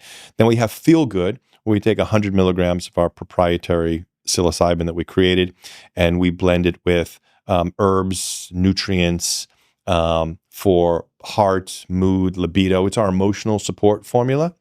And then we have Athlete, where we take that same 100 milligrams of psilocybin, we blend it with natural testosterone boosters, cardiovascular support, recovery support. And then we have Blackstack. That's our extra strength formula. Blackstack is 300 milligrams of our proprietary psilocybin. And then we blend that with nanocurcumin, ginger, and high-quality vitamin C. And I want to make a delineation about, I've been saying, we talked about this before the podcast, but we had this glorious mutation in our grow. So we were growing, like I was saying, with my partner is this extraordinary mushroom grower, but about a year into the process, the mushrooms being sentient, they read our intentionality, and we had this mutation, and we created this one mushroom strain, which is perfect for our needs. So it was a spontaneous mutation too? Honestly, dude, it just popped up in the middle of a grow. It was like one mushroom that was totally different, and it was right there glaring, like in the light, front of the case. And we were like, what's that? Yeah. So he pulled spores from it, propagated it, and now that's the type of mushroom that we grow. So I've never seen that mushroom anywhere. We haven't sent it in for testing or anything specific like that to give it a scientific delineation. But that's our mushroom. That's the one that we use for our product line and so forth. So that's the one that you use now. That's the line. Yeah, that Russian Envy one that first popped up, that's our line of mushroom that we propagated. Wow. Yeah. It's interesting that it was like staring at you too. It was right there in front of you. Big and thick. Yeah. And kind of like a penis envy, but huge, thick stem, really nice full head on it, but so blue, just blue. Interesting. Yeah, it's a great color. That's cool. Yeah. That's really cool. On the Blackstack one, what's the purpose of the curcumin and the other things that you put in it? So curcumin is good for cellular absorption. Yeah. So nanocurcumin can penetrate the cellular wall, and so you can actually absorb. So for kind of cellular absorption, and then also for the immune system.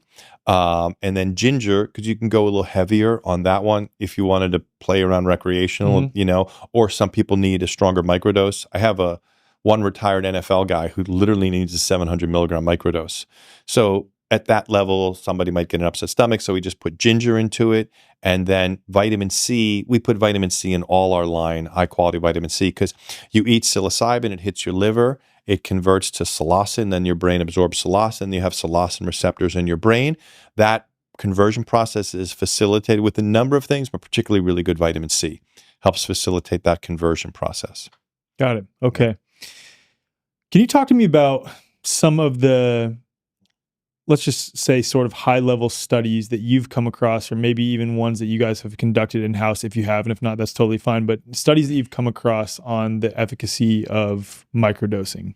Because like for me, I was diagnosed with complex PTSD. I don't buy into that label in and of itself, but I know that a lot of people with PTSD, especially in the veteran community, talk about how, especially relative to benzodiazepines or SSRIs, which I don't think I have a lot of opinions on those, and I can't see any good use for them ever, in my opinion. Maybe the occasional emergency situation to just calm someone down in the immediate sense right there that's in the emergency room. Yeah. Aside from that, I cannot ever think of a good use for them, and I don't even know if that's good use. But point being, I've heard so many people who have shared their experiences of microdosing and have had just incredible results where it's fundamentally shifted their life, their relationship to their trauma, any emotional baggage that they carry, et cetera, et cetera. So just anything you want to share there.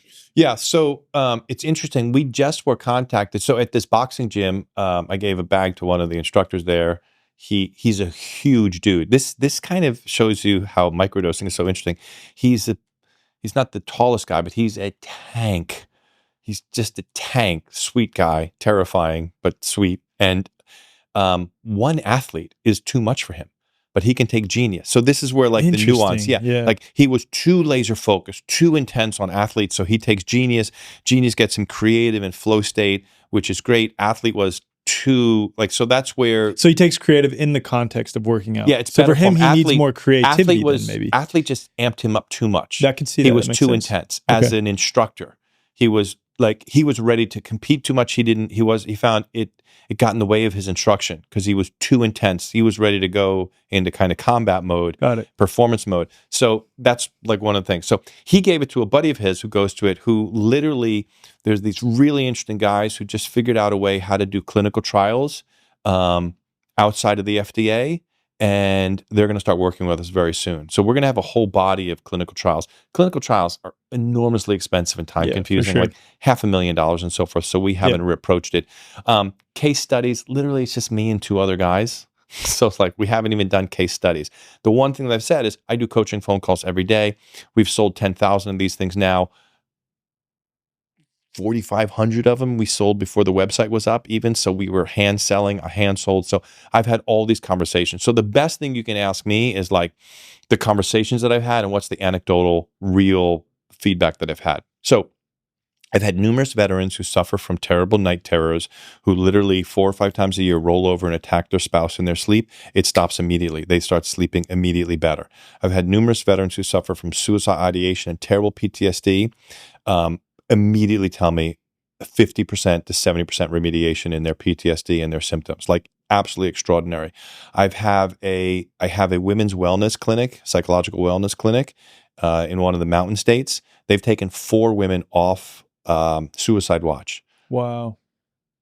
Only using Brain Supreme and talk therapy. And she said, we've never, in my 13 years at that clinic, we've never had success like that. Wow. Yeah, never had success like that. I have a whole group of menopausal women who tell me that their menopause symptoms reduced so significantly that it's incredible. I've had a couple of moms who have recently given birth postpartum call me to tell me that it's so reduced their postpartum depression and helped them kind of integrate their birth experience and be a mom. So that's been very wonderful. I've had 4 different people who stroked even after COVID, kind of, maybe jab-related strokes, who got 30-35% of their functioning back in just the course of weeks once they started with Brain Supreme. Wow. So we've had this tremendous body. We're going to start to accumulate all that now working with this organization. They basically figured out how to do an affiliate code. You can they have an AI program that basically writes the specific clinical trial mechanisms. We then go out to our user base. They sign up for this to be anonymously involved in this information, and then they organize all that information over a 6 weeks period. And we're going to literally be the first microdosing company that's going to be out there with, I don't check in on, but we're going to be the first, or if not one of the first, that's going to be out there with a whole body of clinical trial data about the efficacy. But from like on the ground, anecdotal reporting back, like, yeah, it's just the feedback we get is just extraordinary. I want to talk about if you're on an SSRI with veterans particularly, because I don't want to present false hope to veterans and so forth. If you are on an SSRI or SNRI currently, or have been for a long time, those receptors in the brain that absorb the psilocybin, the psilocin receptors, they can often get blocked through the use of SSRIs and SNRI antidepressants. Not in everybody. In like 50% of the cases, those receptors will be blocked.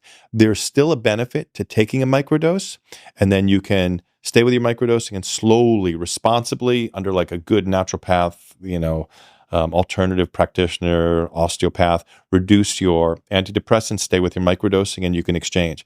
I've had 30 clients tell me that Adderall, 3 days on Brain Supreme, they stopped taking Adderall. I've had like hardcore Staten Island boiler room, traders kind of guys, stockbroker traders who have been on Adderall off and on for 25 years. 3 or 4 days into Brain Supreme, they stopped taking Adderall. Like it's really quite profound and so it's extraordinary. Potentially pretty useful for withdrawal then too, possibly.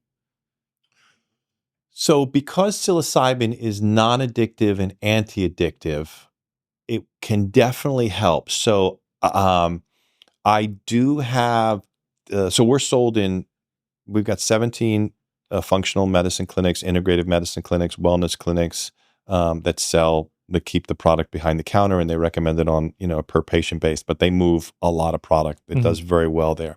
So the fact that they keep ordering means in these more medical environments, like with these doctors who are open to it, like it definitely seems to be effective.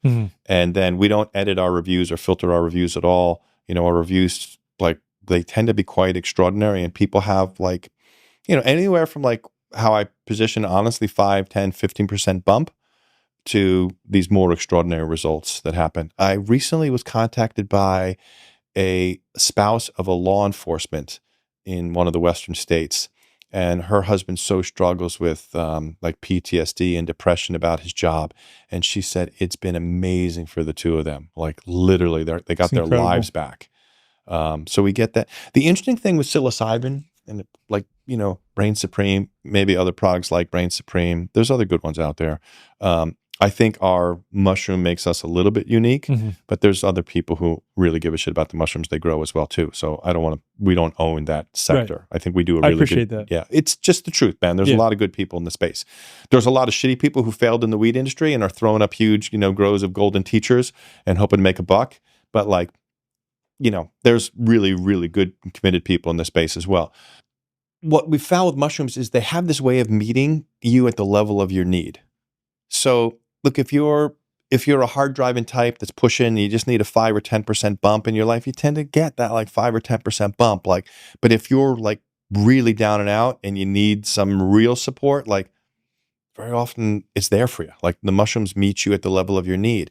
The other thing with microdosing, look, as a brand, I want to get people on auto renewal and have them ordering all the time, but that's just not how microdosing works. Like microdosing can have like a definite time span.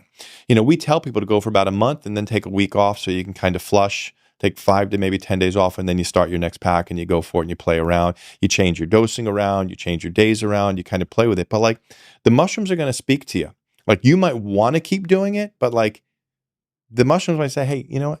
Take like 6 months off, take a real while off. Or maybe you were working on something and you were microdosing with real intentionality and like it helped you process that thing, and then you don't need to do it anymore. Save the $90. Come back to us whenever you're ready.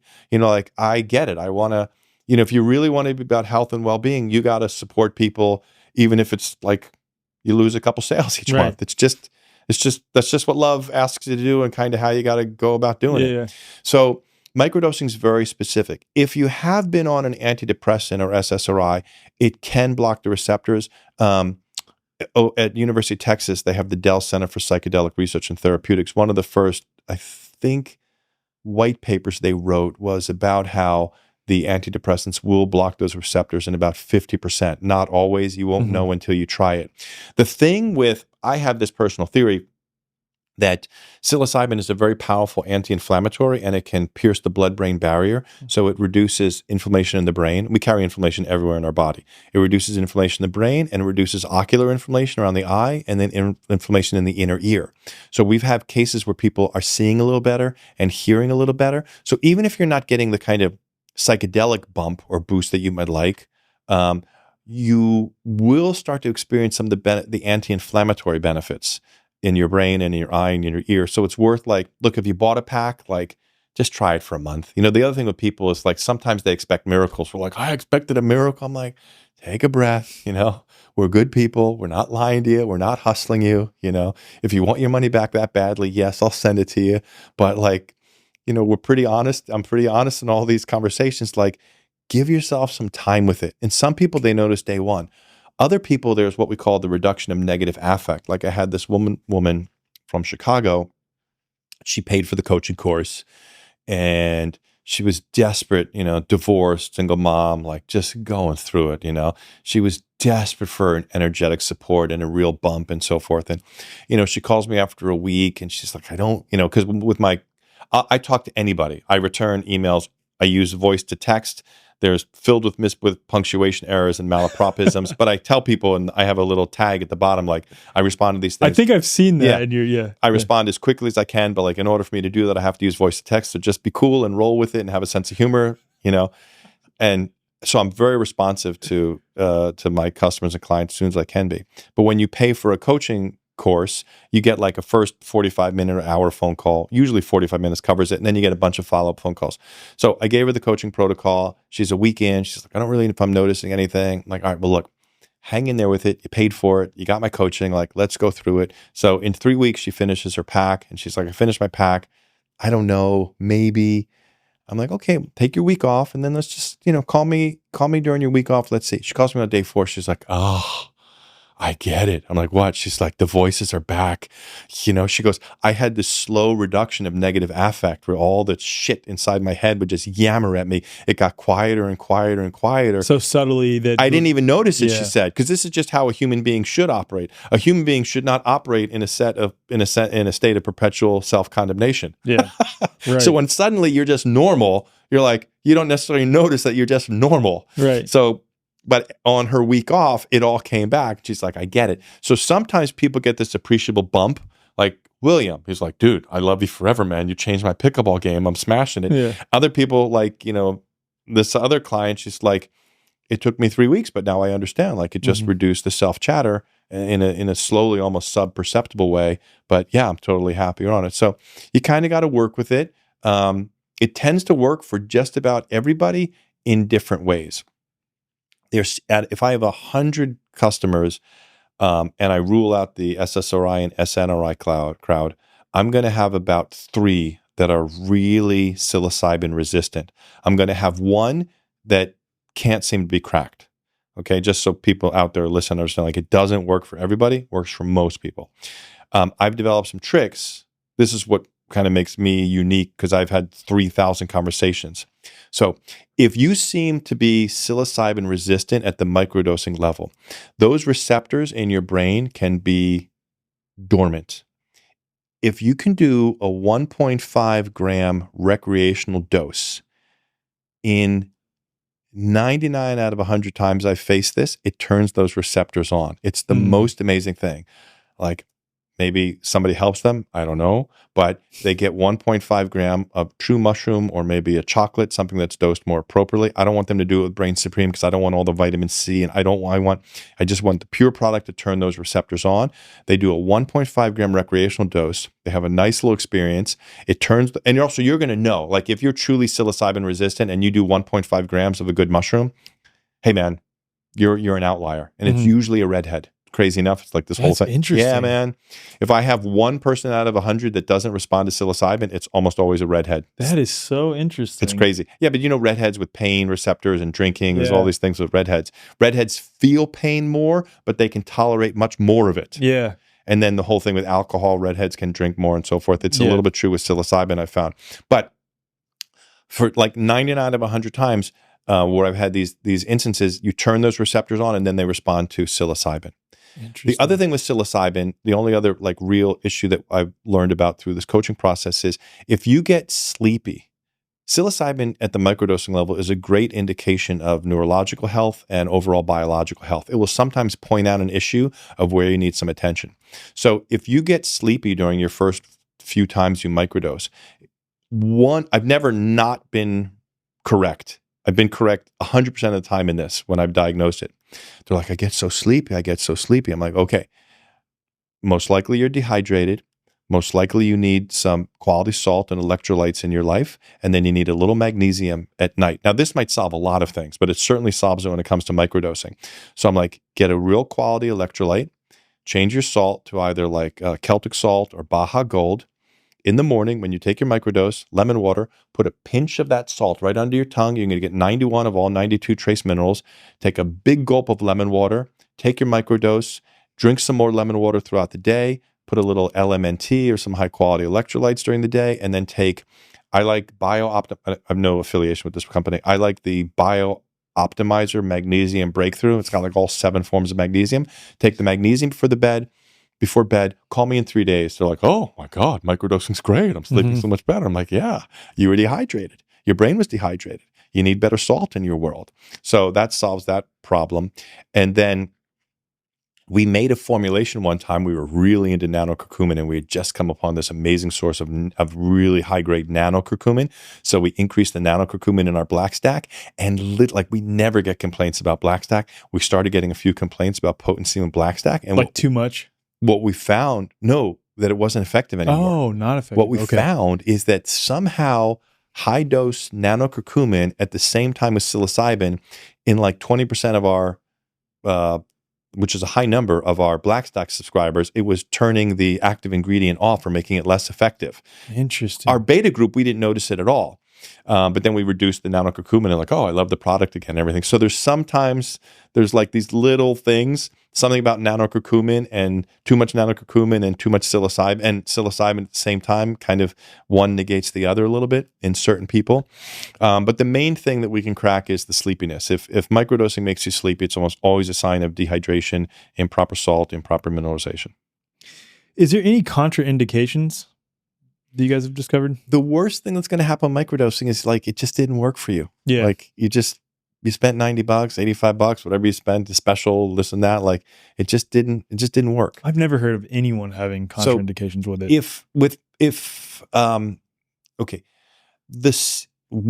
We literally have never had this problem, but it's not uncommon that mushrooms upset your stomach because what happens is the substrates that they're grown in are not purified well enough, and it picks up a little bit of that fecal bacteria or whatever it might be. And so when you eat a lot of mushrooms, your stomach gets upset. You still get the psilocybin experience, but it can be a little unpleasant during digestion.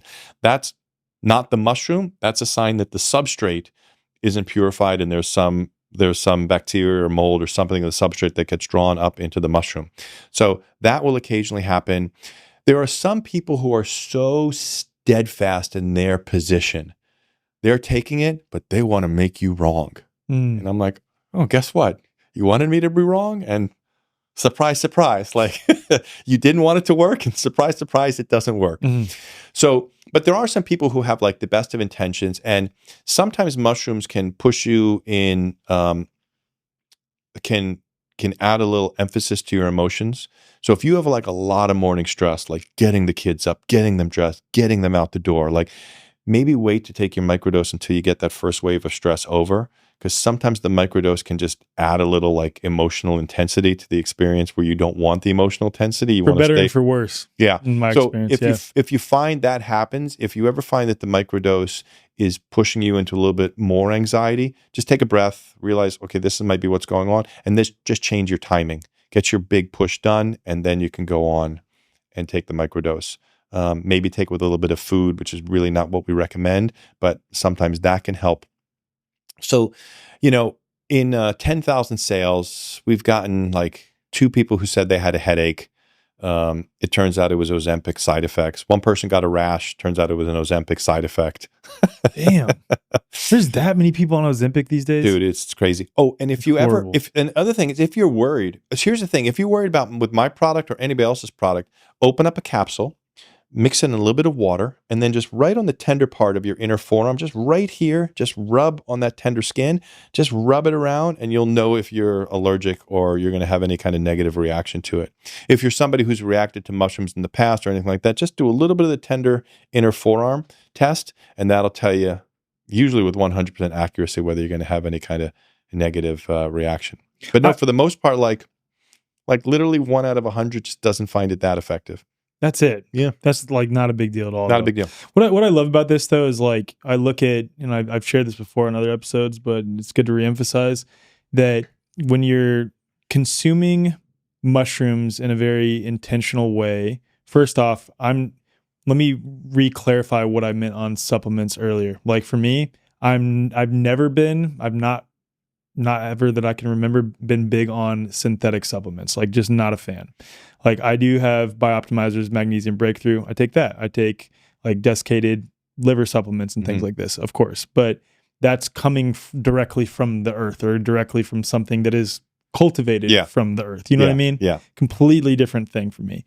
And with mushrooms, I think it's like taking a physical representation of the Akashic records, if you want to call it that, because you're taking the mycelium that are growing around the earth, communicating with each other, and then ingesting that. So it's like a microdose of God's thumbprints in a way. That's the way that I look at it. I've thought a lot about mushrooms, and I've thought about them in almost every kind of way, but every once in a while somebody says something that kind of like, I'm like, I didn't think about this. If we had a topographical holocaust, but basically life on the surface of the earth, that beautiful flat surface, or that not a globe surface. I don't know what it is, but I know, we don't know. Right. We share that in common. Yeah. That globe skepticism. That was a great podcast with Mark, by the way. Thank you for that. I loved having that, just as a sidebar, I loved having that guy, because like when a Princeton guy, like he's the best person for it. Yeah, like the best person for it. This guy was the world's greatest hoop jumper. Yeah. He's a magna cum laude hoop jumper. Who could be a better hoop jumper? And for that hoop jumper to be like, what fucking hoops am I jumping through? And who put the hoops here? And are the hoops real? And it's great. It's the best. So my whole New York crowd can't help but respond to that, because that's their people talking to them, which is great. If we have a topographical holocaust and life on the surface of the earth is destroyed, those mycelial networks are literally going to be one of the only things that survive and to regenerate life. So there's it's ancient there. And the other thing that I found, people have often asked me, maybe you were going to as well, like any long-term benefits that I've noticed to microdosing. And here's the most profound one. Fantastic Fungi, which is a very, very good documentary, mostly about the life and work of Paul Stamets, before Paul Stamets decided that vaccines are a good thing, and he kind of lost his way, which is so insane. But let's not go there, because he does have a great body of legacy of work. It covers it's all about the mycelial networks that interconnect the forest and kind of interconnect life. I have found over years of microdosing that what I call the etheric mycelial network, that from my heart, from my kind of head, these fibers go out, these mycelial network go out. And when my ability to engage in like authentic, meaningful engagement, conversation, relationship is just totally peaked up. Like, oh, now it's time to give. Now it's time to receive. Or sometimes it's like, nope, those receptors, they're not being met by any of the receptors. So just pull back, and it's not meant to be. So this kind of empathic connection to human beings has really increased, which is that's incredible, delightful and nice. Yeah, that's incredible. I mean, it's like, I don't know, reconnecting with that heart essence. Like that's how I've found my psilocybin experiences to be, whether I'm on a pretty large dose or a smaller dose, especially when I'm more intentional with them. Yeah, there was times when I was younger that I would take some and go to a music festival, but I was also drinking and not very intentional. It's a completely different dynamic. Yeah, I don't like doing, I mean, you can stack psychedelics, but I don't like stacking cannabis and mushrooms or alcohol and mushrooms. No. If you're going to do like some recreational mushrooms, just do that. Just ride that experience out. Right. That's enough. It's going to be wonderful and go great. on a hike or something in nature. Go on a hike, go in nature. Yeah. They're going to let you know, even at the recreational level, they're going to let you know real quickly, this isn't the best environment for you to be in right now. Right. And you're going to go, exactly. see you later. Yeah. You're going to be gone really quick. Most of our ancestors ate nose to tail, which means they consumed all parts of the animal, didn't waste really any of the animal. And that means that their diets were naturally rich in essential nutrients like collagen. And unfortunately, most modern diets are severely lacking in essential nutrients like collagen, which is why Paleo Valley made their 100% grass-fed bone broth protein powder. The term grass-fed today is thrown around pretty wildly. It can mean anything from 100% grass-fed to just partially grass-fed to minimally grass-fed and really primarily grain-fed.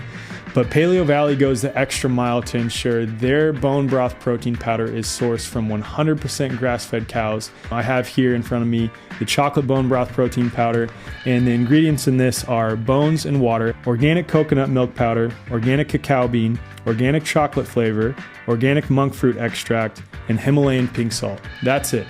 They also have a vanilla flavor, and they also have an unflavored version, but I am partial to the chocolate flavor. It tastes just like the chocolate milk that I used to have as a kid, except for it's not toxic. It's actually really good for you. I've been shopping with Paleo Valley for years. I've used their bone broth protein powder, their 100% grass-fed beef sticks, also their organ supplements, and I've found their products to be nutrient dense, high quality, natural, and made with integrity. So if you're ready to upgrade your health in just 30 seconds a day and get this essential nutrient collagen, head to the show notes or visit paleovalley.com/the way forward. And when you check out, a 15% discount will be automatically applied to your order. Experience the difference of truly natural, nutrient dense, 100% grass-fed bone broth protein powder and so many more incredible products with Paleo Valley. Going back to what you said about Stamets though, it's like, it's so weird to me. It kind of fits into the category of people who are like very into the earth and maybe understand the importance of organic food and the importance of like not poisoning the earth, no glyphosate. Even to some degree, some of these people are like, yeah, we want to avoid vaccinating animals. Like I know of a farmer in this area who's really big on grass-fed, grass-finished beef, not vaccinating his animals, but then is like very pro-vaccine for human beings. And it's like, where's the disconnect there? It's insane, but I feel like Paul Stamets kind of fits into that same category of people. So, maybe my attitude towards Stamets, I think has been influenced by my recent kind of psychedelic experience that I just had, and we talked about in the beginning. Like, the guy is brilliant. He's done so much good work with mushrooms and purifying the environment, and he built a great company up, and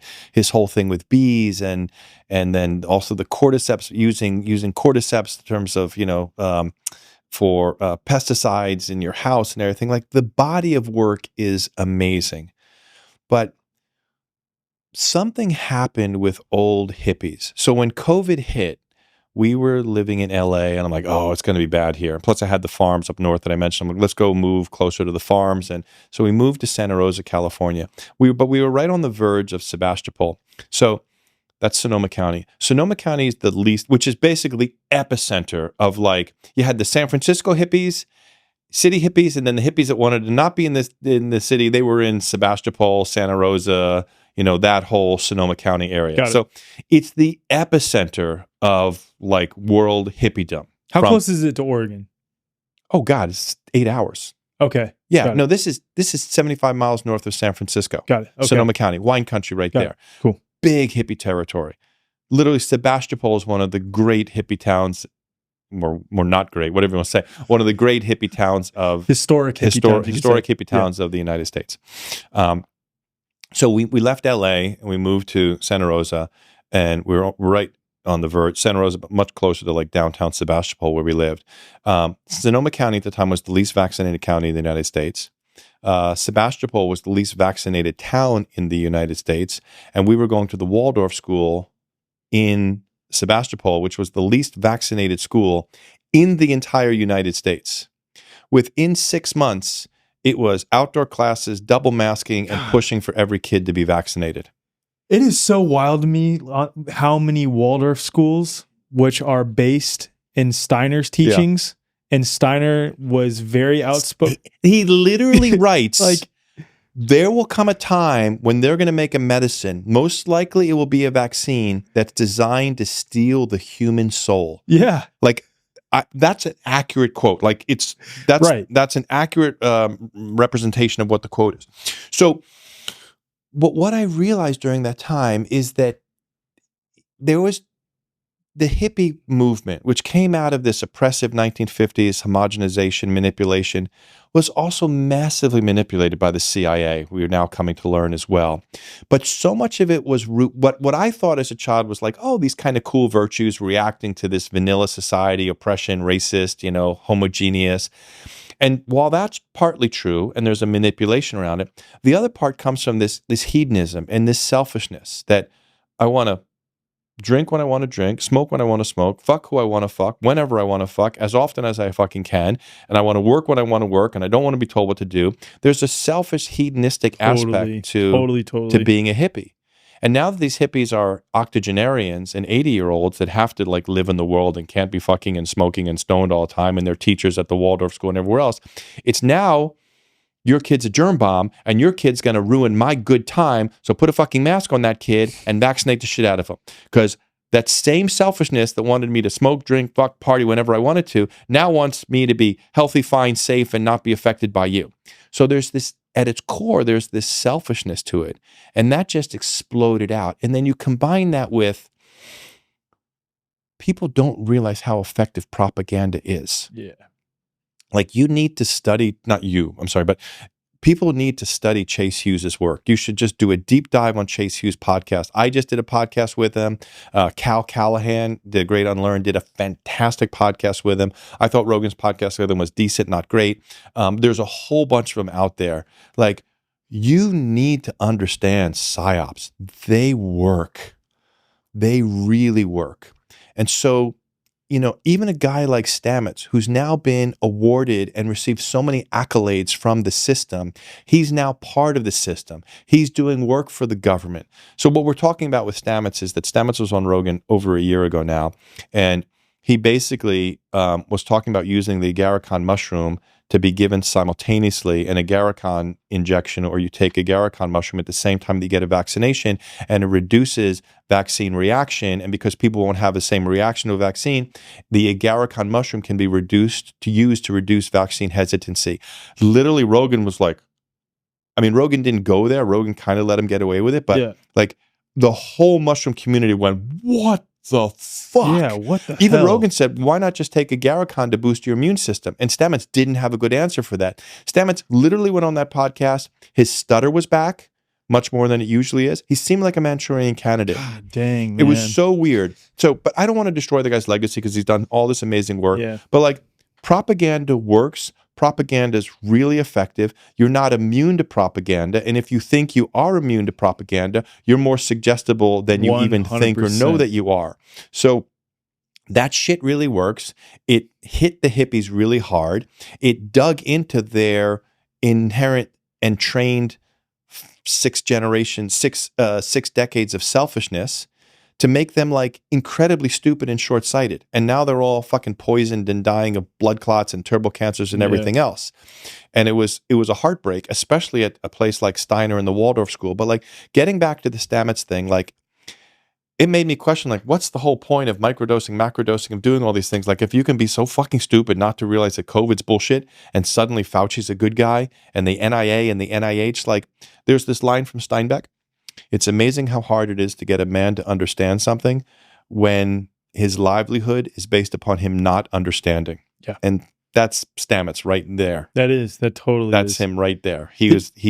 So much of his livelihood and his recent accolades are coming from the institutions in the system that you become part of the system. Yeah. So maybe the answer is, because you sort of asked that question, what's the point of microdosing if like you're still going to fall for this propaganda? It's microdosing while understanding the heart openness that comes with it. You still need to be aware of everyone everyone is susceptible to propaganda. You got to be vigilant. Yeah, and look, there's no yoga class, there's no psychedelic experience, there's no microdose that's gonna like make you immune to propaganda. Right. It might make you a little more aware to what's truthful. Like it might increase your awareness, but like you literally have to be vigilant. Yeah. And Chase Hughes has a great definition for it. Like anybody who's pushing their idea by trying to suppress other ideas, it's a bad idea and it's propaganda. There you go, right there. Mm-hmm. If somebody has an idea and they're not just talking about their idea, but they're not even arguing against your idea, but they're trying to keep you from expressing your idea, that's propaganda, and that's most likely a lie. Yeah. Yeah.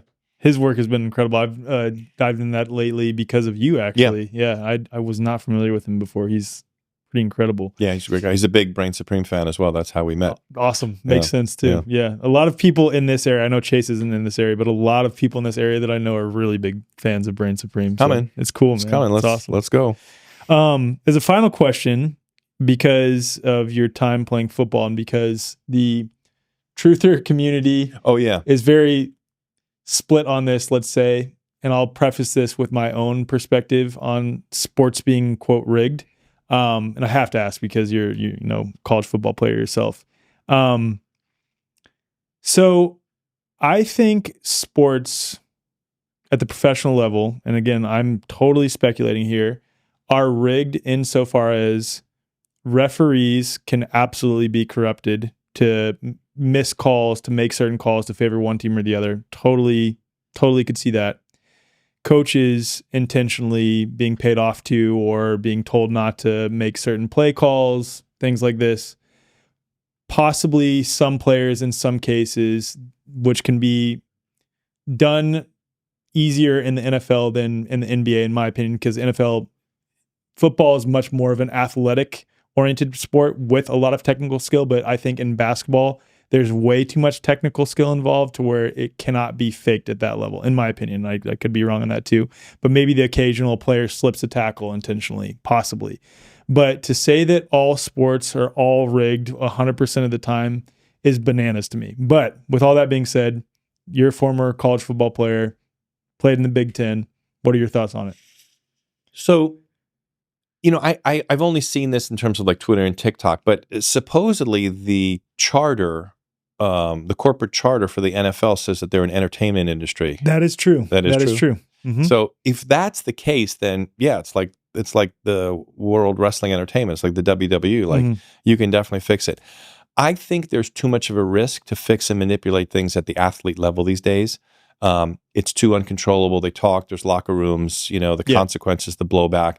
I think it happens at the referee level. Yeah. I'm also not sure if they can use like directed energy to manipulate a ball in path, in flight. Like if there can be a magnet. There was this crazy thing in the NFL where the ball wouldn't come off the guy's hand. Did you see that? He was trying to shake it off. Yeah. Look, man, the world is it's exhausting.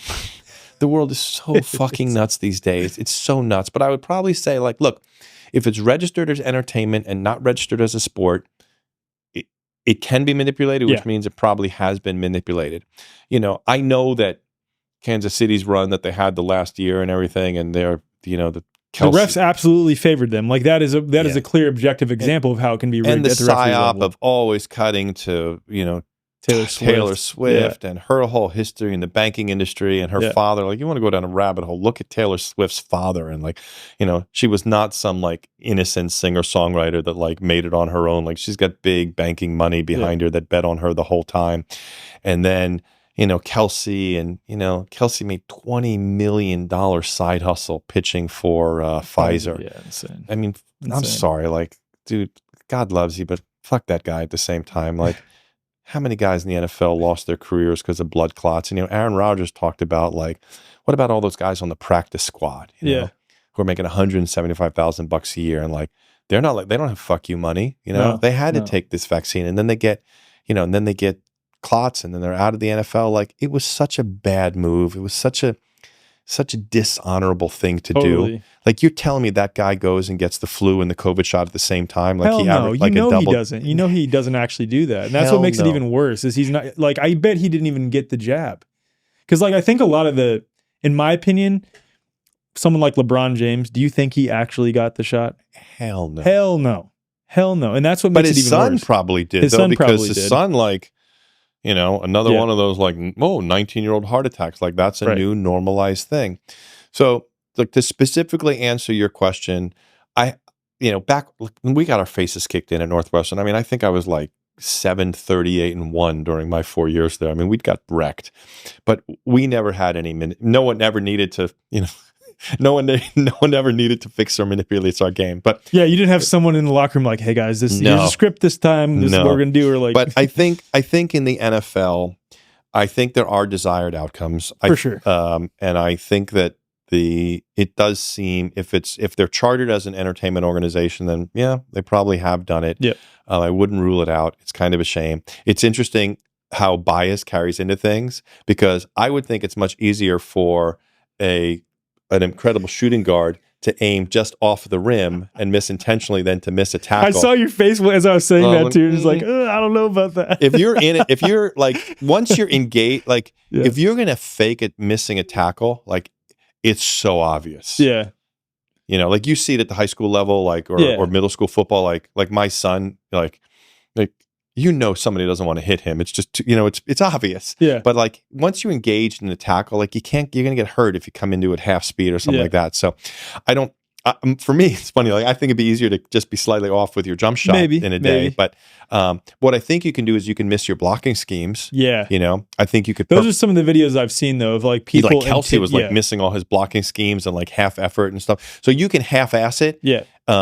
On the offensive side, so that a defender can kind of get through, or supposedly you could look innocently confused and step to the left when you're supposed to step down to the right, and suddenly the outside, or just by a wrong step, like literally offensive line technique is so meticulous these days that you if an offensive tackle steps the wrong way, a half step the wrong way, they're done. Yeah, I mean you got a 300-pound dude who runs a 4.840. No chance. I mean, the thing that you don't realize is like when that guy runs a 4.840, which in these days, well, it's not 4.3, it's not 4.2, but yeah, if they run 20 yards, when they run 20 yards next to the 4.2 guy, like they're barely losing. Like the separation, the misleading thing about a 40-yard dash is the separation at that athletic level happens from 20 to 40, not from 0 to 20. No. And most of football is 0 to 20. Right.